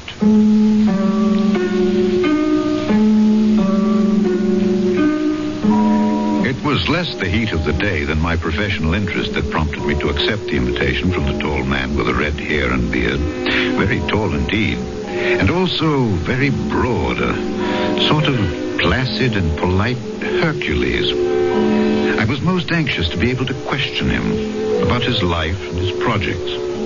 Joseph, out here on the veranda. Change your mind and have something stronger? Oh, no. Ale will be perfect. Are you cold, Sir John? Yes, 2 glasses of ale for Monsieur Donnet and myself. Very well, sir. And bring a cut of Stilton and some water biscuits. You like our English cheeses? Oh, yes, I do. We are quite insular enough here on Corsica. It's a rare pleasure to indulge in a foreign taste. I know what you mean. Still, I can't feel that Corsica, or for that matter, anything French is anyway foreign to me. Ah, Joseph, splendid. Thank you. Put the tray on the table here. Yes, sir. You can loose the dogs again. We'll be quite safe while I'm with Monsieur Donnet. Very well, sir. Oh, those are the big Alsatians I see occasionally, huh? 2 of them. Yes. They look quite savage and fierce. Do you think perhaps my dog will... Oh, have no fear. Castor and Pollux are as docile as kittens where other animals are concerned. They're trained as man-killers. Huh? And then... only at my command. Your health, Monsieur Donnet? To yours. Delicious. So refreshing. As the view of the sun setting across that blue Mediterranean water. Yes. Does Madame Rowell also share your enthusiasm for your adopted island? Lady Rowell is an invalid. I hope to nurse her back to health here. Oh, if I could suggest the offices of my good friend Dr. Forestier. If a doctor should be needed. Oh, forgive me, I had no desire There's to pry. nothing to pry into. Natural curiosity. I must admit, I do find it hard to cast you in the category of a recluse. Oh, yes. I've traveled a great deal. Africa, India, even America. And as for adventures, yes, I've had plenty of adventures. Oh, yes. Big game hunting, huh? What? Oh, of course. I've hunted them all. Tiger, elephant, rhinoceros, gorilla. The name's a legion. Oh, all very dangerous animals. Terribly so. Not really. When you compare them to the worst of all. Oh, what? What else, Monsieur Donnet? In your profession, you must know him too. Man. Man himself. Hey, Sir John, come quickly. What on earth? Forgive me. I followed Sir John down the front steps of the veranda as he took them 2 at a time and disappeared around the corner of the house. I would have followed him further, except as chance had it, I turned my ankle quite severely on a loose stone after the bottom step. Stopping in momentary pain, the yelp and snarl of the dog suddenly quieted, and I was conscious of the squeak of the front door of the house. Arrested, I looked up to see, framed in the doorway, a tall, emaciated woman with great bruised half circles underlining her eyes that stared with a feverish gleam. She wore a long, loose, trailing peignoir, and with one hand she beckoned towards me while clutching something in the other close beneath her breast. Painfully, I limped back up the steps. Help me. Whoever you are, help me. Lady Rowell? Whoever I am, this side of the grave, help me. But how? By sending this letter. Post haste. Oh, but please, I beg of you on all our lives. Don't tell Sir John. I'm afraid, Madame, Please, don't refuse me. You're my last, best hope. Hope for what? I did not stay in case he returns, but please, I beg of you, send my letter. She was gone. she'd never been. But the letter in my hand was real enough. Before I had time to read the person to whom it was addressed, I found myself involuntarily concealing it in my pocket before Sir John, returning, could see it. Nor could I stop to ponder why my impulse had been to accept the lady's part rather than that of my charming and seemingly outgoing host. Why I chose to conceal its existence rather than reveal it. My dear Monsieur Donnet, pray forgive me. I'm most sorry we had to be interrupted. Oh, forgive me for not following you, but I turned my ankle. What happened? Oh, the curse of trying to maintain privacy. The curiosity seeker. A farmer from back in the hills named Deschamps, who passes by here on his daily route, for some unearthly reason came skulking round the back of the house and was cornered by the dogs. But what would he have expected to find here? Heaven knows. I've no secrets worth anyone's concern but my own, as I hope you believe. Or is your presence here today more than just a seeming accident? Are you concealing something from me, sir?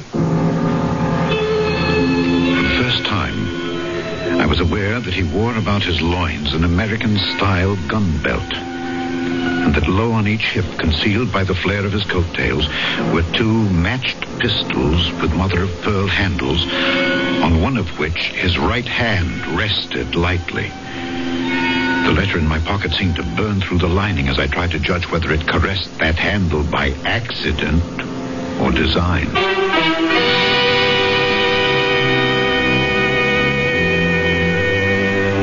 These were only the hands of Sir John, neither of which is the one in the title of our story. To meet that special hand, you must return with me shortly for Act 2.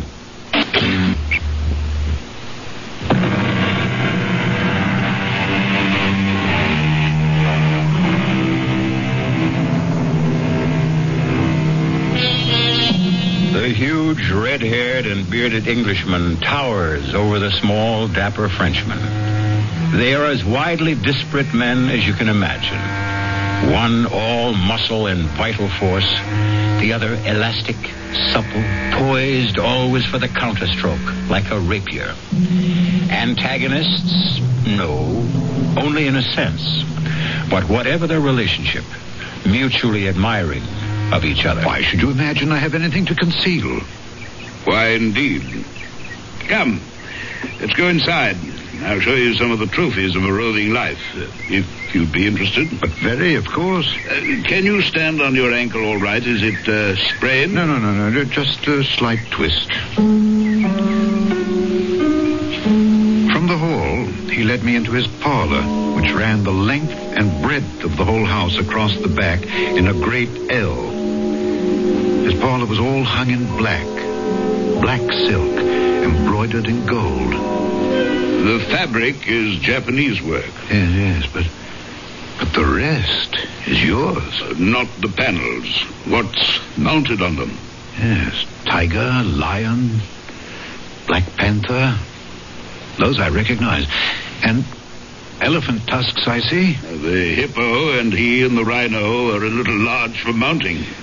The rhinoceros is the most dangerous of all, I suppose. Except, as I told you before. Now, you're not honestly going to tell a policeman that you're a manhunter. Not within the confines of civilization, I hope. But I've done a good deal of manhunting, too, in my time. As a soldier?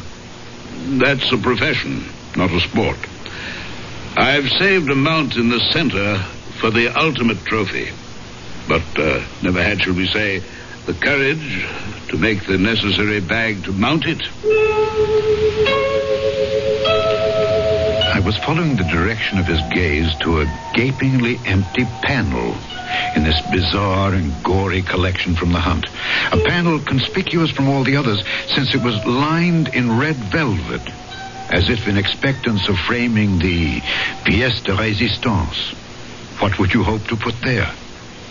Once, I would have been tempted. Now, nothing. I keep it there to remind me that it could be my own head that poetic justice could have easily decided to frame.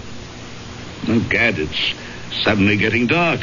Yes, and I must be off for home. I mustn't hold up your dinner. I've enjoyed our meeting thoroughly. Please, come again. You're always welcome. I am not quite so sure of your Alsatians. Oh, you need have no worry. From now on, they'll treat you as a friend. As I hope I can. As I want to be.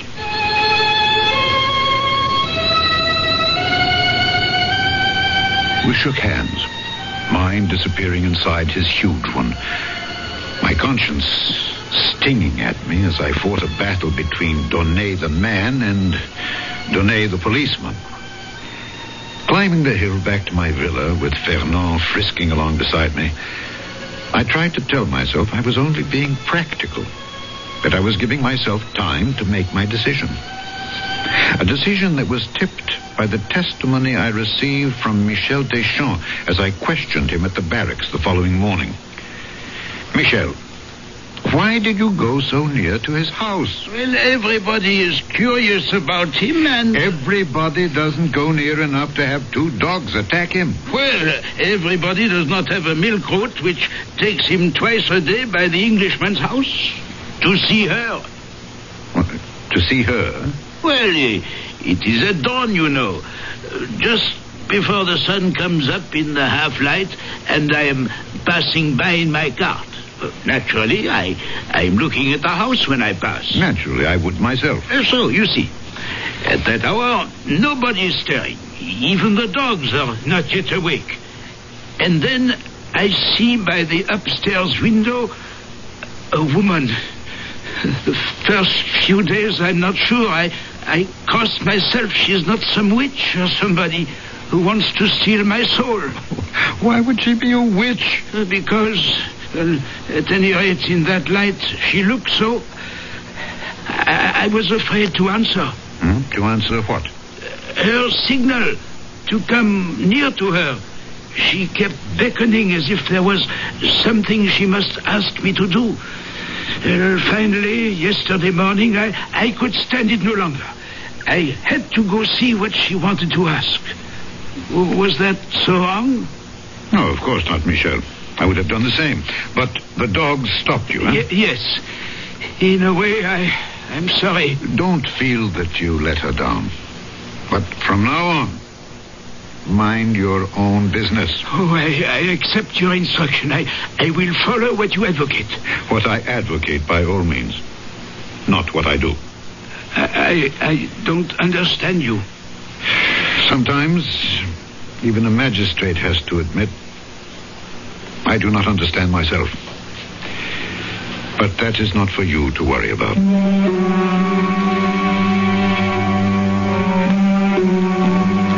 That very morning, there was a mail packet sailing.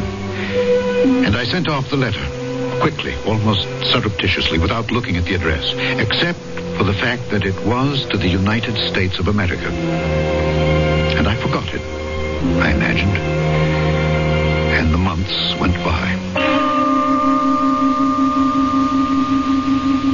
Oh, I do think it's very tedious of you, Henri. Madame Forestier. Oh, well, either for reasons of your own, you are protecting our most famous visitor from the rest of us, or, well, he has some hold over you to protect his precious privacy. He has no hold over me. Oh. Quite the contrary.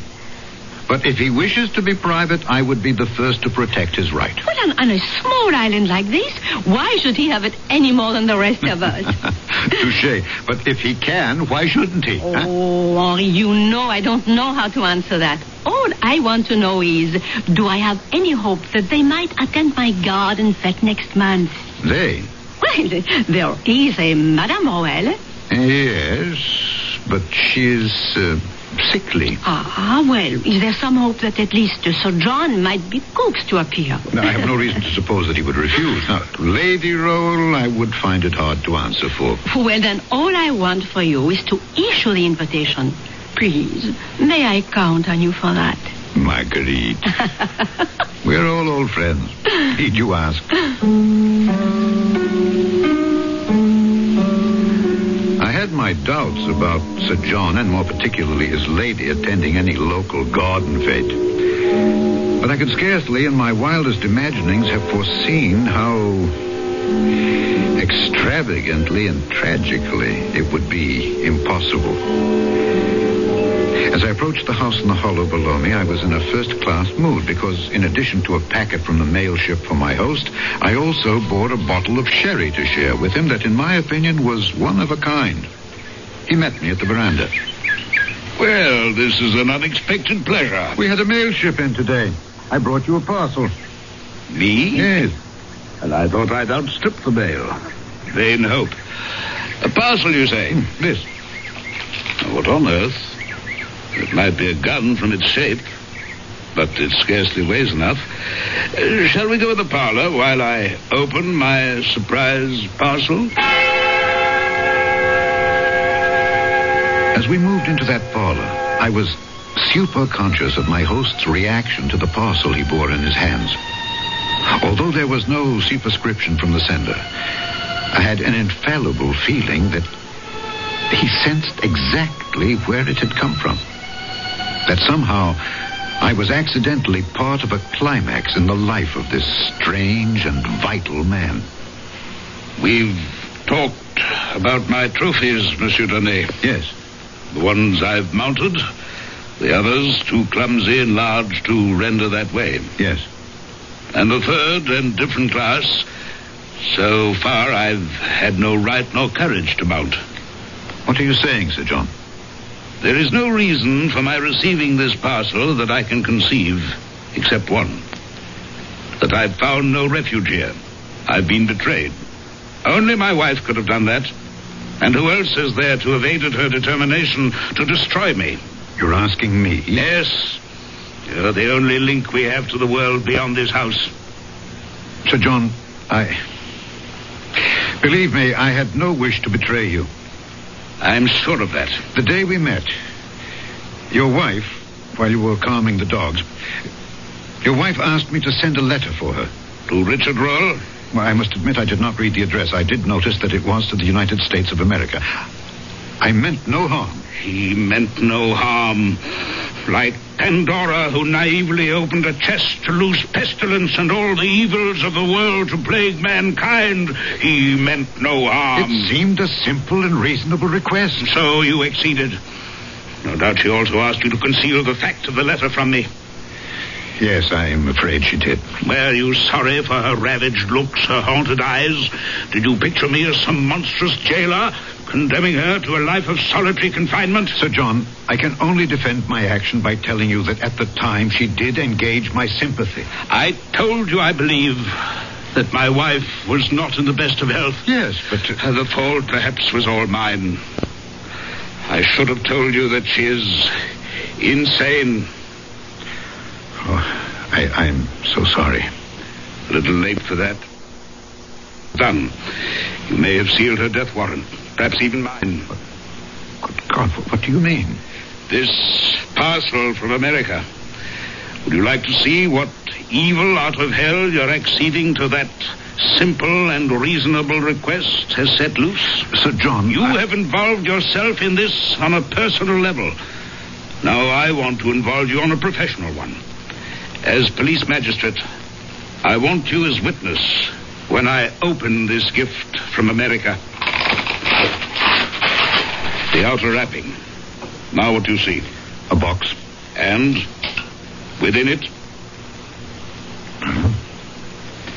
Something wrapped in canvas. You wrinkle your nose against the smell? Yes, it's very strong. And very familiar? Yes, formaldehyde. Which is used to preserve flesh from mortifying.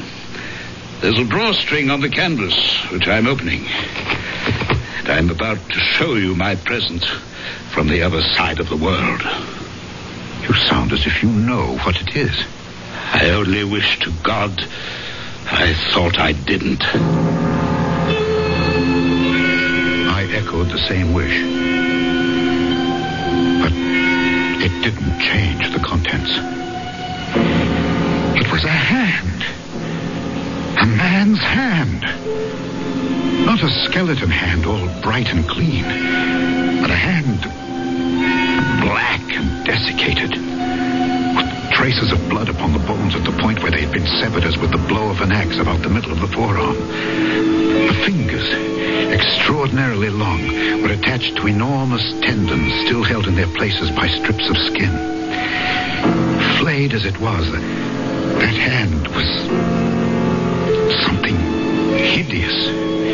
It made one think involuntarily of savage vengeance. And in spite of the putrescent look of death and dissolution it had, it seemed to have a life of its own.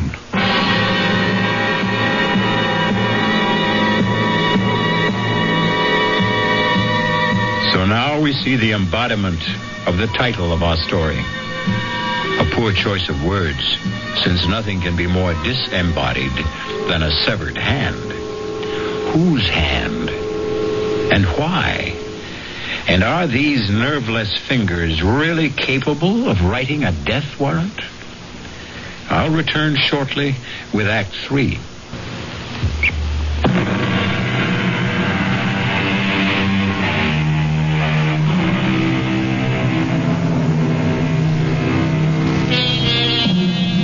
In sick horror, his stomach churning with revulsion, Monsieur Donnet looks at the loathsome object spilled on the desk between him and Sir John.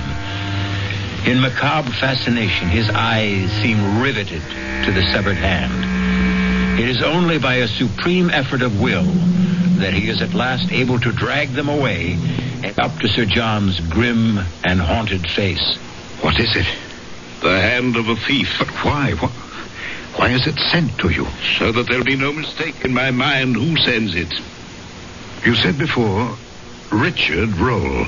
A relation? My twin brother. Younger by less than an hour. As the firstborn, I acceded to the title. The barony was mine, and the living that went with it. Richard had nothing, except my bounty.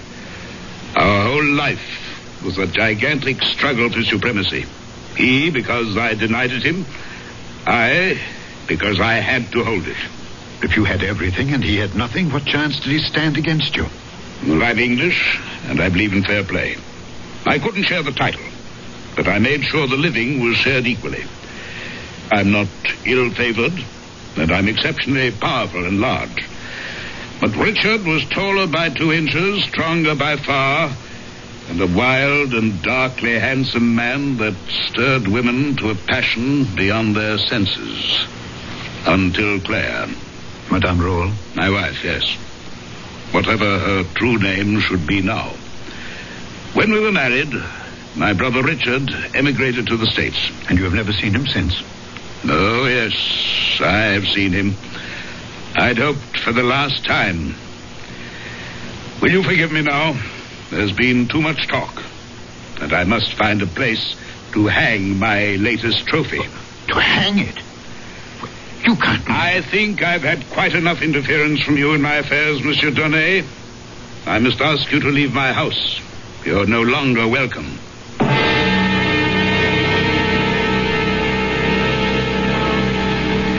It seemed a long journey up the hill that night, for I did not climb it alone. On the way back to my house, I was haunted by 100 thoughts. Had I done wrong to send the letter? Whose was the severed hand? What was the mystery of Sir John's retirement? And what motivated the vendetta of his brother against him? Old jealousies? Or was it all as simple as chercher la femme? Certainly, she would not be hard to find. It must be the Lady Roll, if a woman was at the heart of it all. Only one thing I could be sure of now, that I should not be seeing him again. But I was badly mistaken about that. Well, Joseph, what brings you here? Begging your honor's pardon, but Sir John asked if it would be convenient for you to wait on him this evening. Of course, when? If it would suit your honor, now would be fine. It suits me.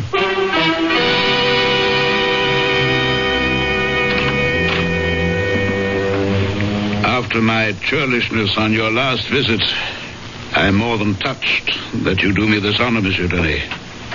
Since I'm still concerned that I may have done you more harm than honor, I couldn't have hesitated.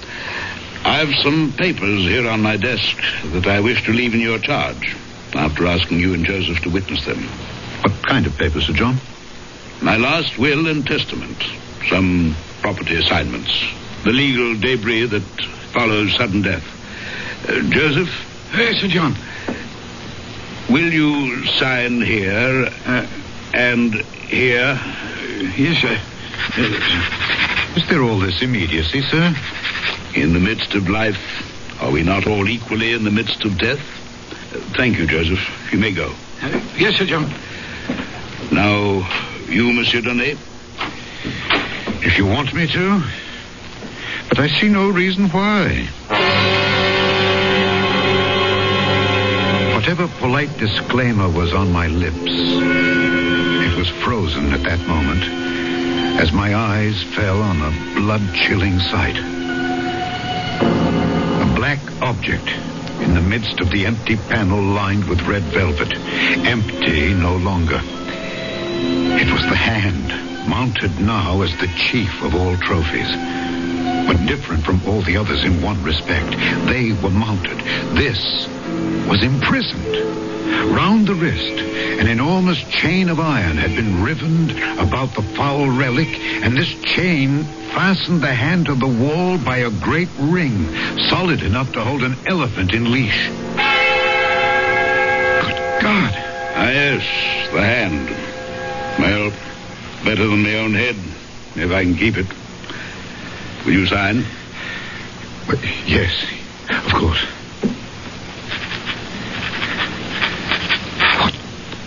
What is it? That hand? That was part of my best enemy. It was cut off with a saber. Good thing for me, I can tell you. It's huge. Enormously powerful. The man must have been very strong. And so far, I've proved stronger. I put the chain on the hand to hold it. The chain is no use now. The hand can't get away. The chain is necessary. This hand always tries to get away.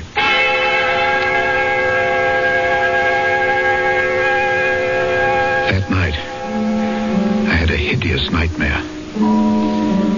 I dreamt I saw the hand, the horrible hand, running like a scorpion or a spider along the curtains and up and down the walls of my room. 3 times I woke up. 3 times I went to sleep again. 3 times I saw the ghastly thing running all over my room and using its fingers like so many legs.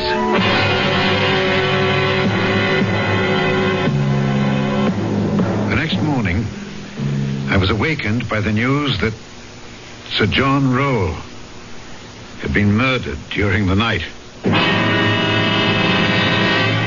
For God's sake, Bernard, act like a doctor instead of some frightened schoolgirl.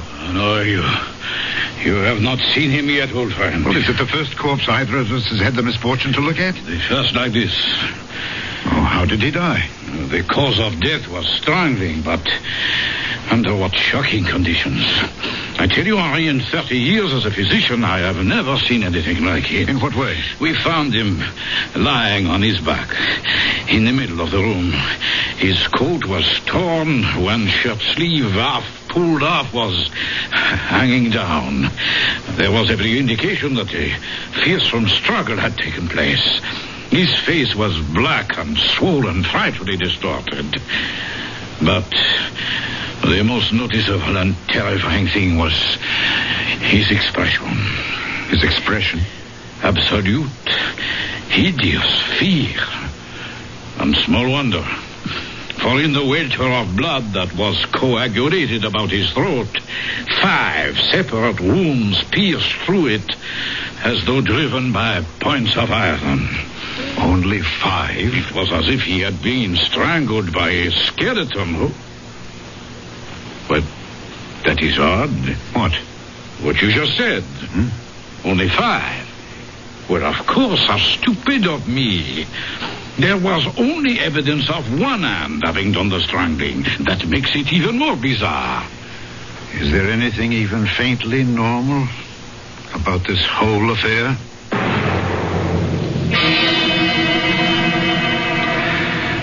Now, Joseph, you heard no unusual noise during the night. Oh, no, monsieur le magistrate. You sleep where? Well, here in that little room off the kitchen there. And there was no sound from the dogs all night long? Oh, no, sir. Yet if a stranger had approached the house... Oh, those dogs would have torn him apart if he was a stranger. But they were quiet? You would have heard them if they had not been, huh? Well, I'm a very light sleeper. Yeah. Did you sleep late this morning? No. I'm awake before cocks crow, you see. So many things to be done. Water to be drawn, the fire to be laid. Yes. And that's what you were busy with when Lady Rowell left the house? Well, I was already preparing breakfast for Sir John and a tray to bring up to... you see, that's why I was so surprised when she walked into the kitchen fully dressed. And what did you say to that? Well, it's not my place to ask. I just said, what do you want? And? Well, she said she didn't want anything. Just that she was feeling better. And if Sir John should ask about her, she was off for a little walk along the beach. Oh, that didn't strike you as peculiar? Oh, it most certainly did. And did she go towards the beach? Well, I would have thought so. I didn't actually check on it. Why? You're not aware that she's disappeared? Oh, no, sir. We'll leave that for a moment. All right, then what did you do then? Well, once I had everything simmering like for breakfast, I went up to Sir John's room to assist him in his toilet. You were in this habit? Every morning, regular as clockwork. Continue. Well, he wasn't there, sir. His bed hadn't been slept in. Turned down just the way I left it the night before. So, I became alarmed. Everything was out of sorts, you see. I see. And then you came downstairs and found him. That's right. Oh, covered with blood from head to foot. It just don't signify. What does that mean? Well, you knew, Sir John, sir, if ever there was a man built and ready to take care of himself, it was he. Why, he never slept without having loaded pistols or revolvers within arm's reach. And he knew how to use them. Yes. Have you any idea who killed him? Oh, no, sir. Could it have been Lady Rowell? Not a chance, sir. I met her once. She was a tall woman. Oh, but wasted away, Your Honor, and weak as a kitten. Then who? I don't know, sir. I don't even want to know. Neither did I. Or at least to check on what was in my mind. But I had a duty to my position, and I must admit a morbid drive to support my supposition. He was lying, just as he is now, on this carpet here? That's right, sir. His feet pointed in the same direction? Toward the door. And his head? As it is, sir. Towards the panel directly ahead of you.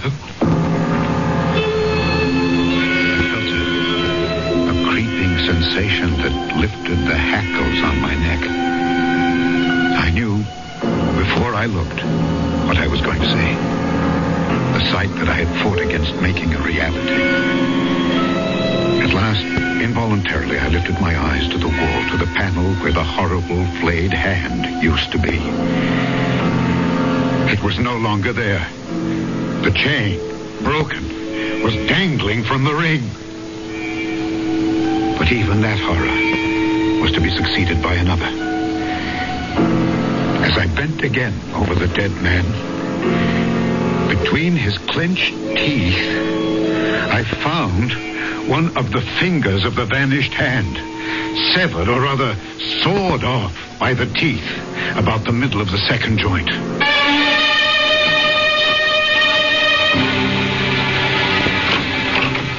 Henri, forgive us for violating the sacred precincts of your police office, but the axle of my carriage is broken and we are here to beg you to carry us home. If you're ready to go. I'm always at your service. And tonight, since it grows dark early these evenings, I will welcome company. But surely you're not still brooding over Sir John and his vanished lady? The missing Lady Rowell I can accept. Our Gulf is beautiful, but the tides are treacherous, and her hold on life at best was tenuous. Perhaps she wanted to end it. The mystery of Sir John. is something else again. Something best forgotten, I think. Yes. But it doesn't seem to want to be. Let me show you. Marguerite, forgive me. If you feel faint, close your eyes. Yes. Bernard, you remember you said he might have been strangled by a skeleton? Yes. Yeah. Might he have been strangled by this? Good Lord. So that is the famous hand, huh? Yes, if it were possible, such a hand could have made the wounds on his throat, but... Where did you find this? It was discovered last night in the cemetery on the tomb of Sir John Roll. And mark one thing well. What? The index finger is missing. The one we found in the corpse's mouth.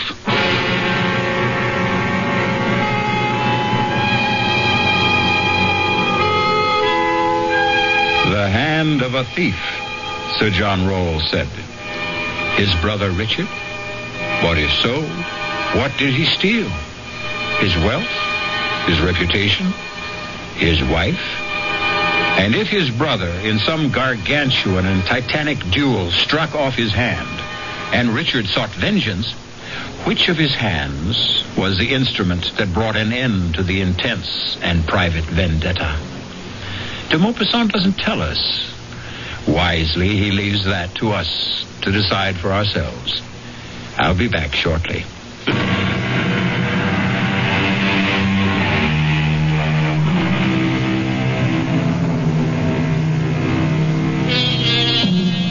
I won't easily close my eyes tonight, for fear that my mind's eye will conjure up a vision of the black and desiccated hand with the yellow nails, scrabbling like some loathsome crab across the floor, up and over my bed, and scuttling around the walls.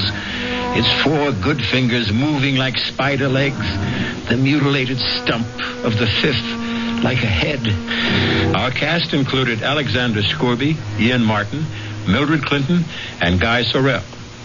The entire production was under the direction of Hyman Brown. And now, a preview of our next tale. You will be haunted by the magnet that drew you to me. The weapon with which I ruined your life and will destroy you. My smile, Ernest. My smile. No. Look at me. Sensuous lips bearing milk white, perfectly matched teeth. Look. Here, let me. She's falling across the table. I think... Yes. She's gone. Berenice is dead. No. Ernest, don't. Her mouth. She is staring at me with her teeth. Anthony, in heaven's name, close her mouth. Close her mouth! This is E.G. Marshall inviting you to return to our Mystery Theater for another adventure in the macabre. Until next time, pleasant dreams.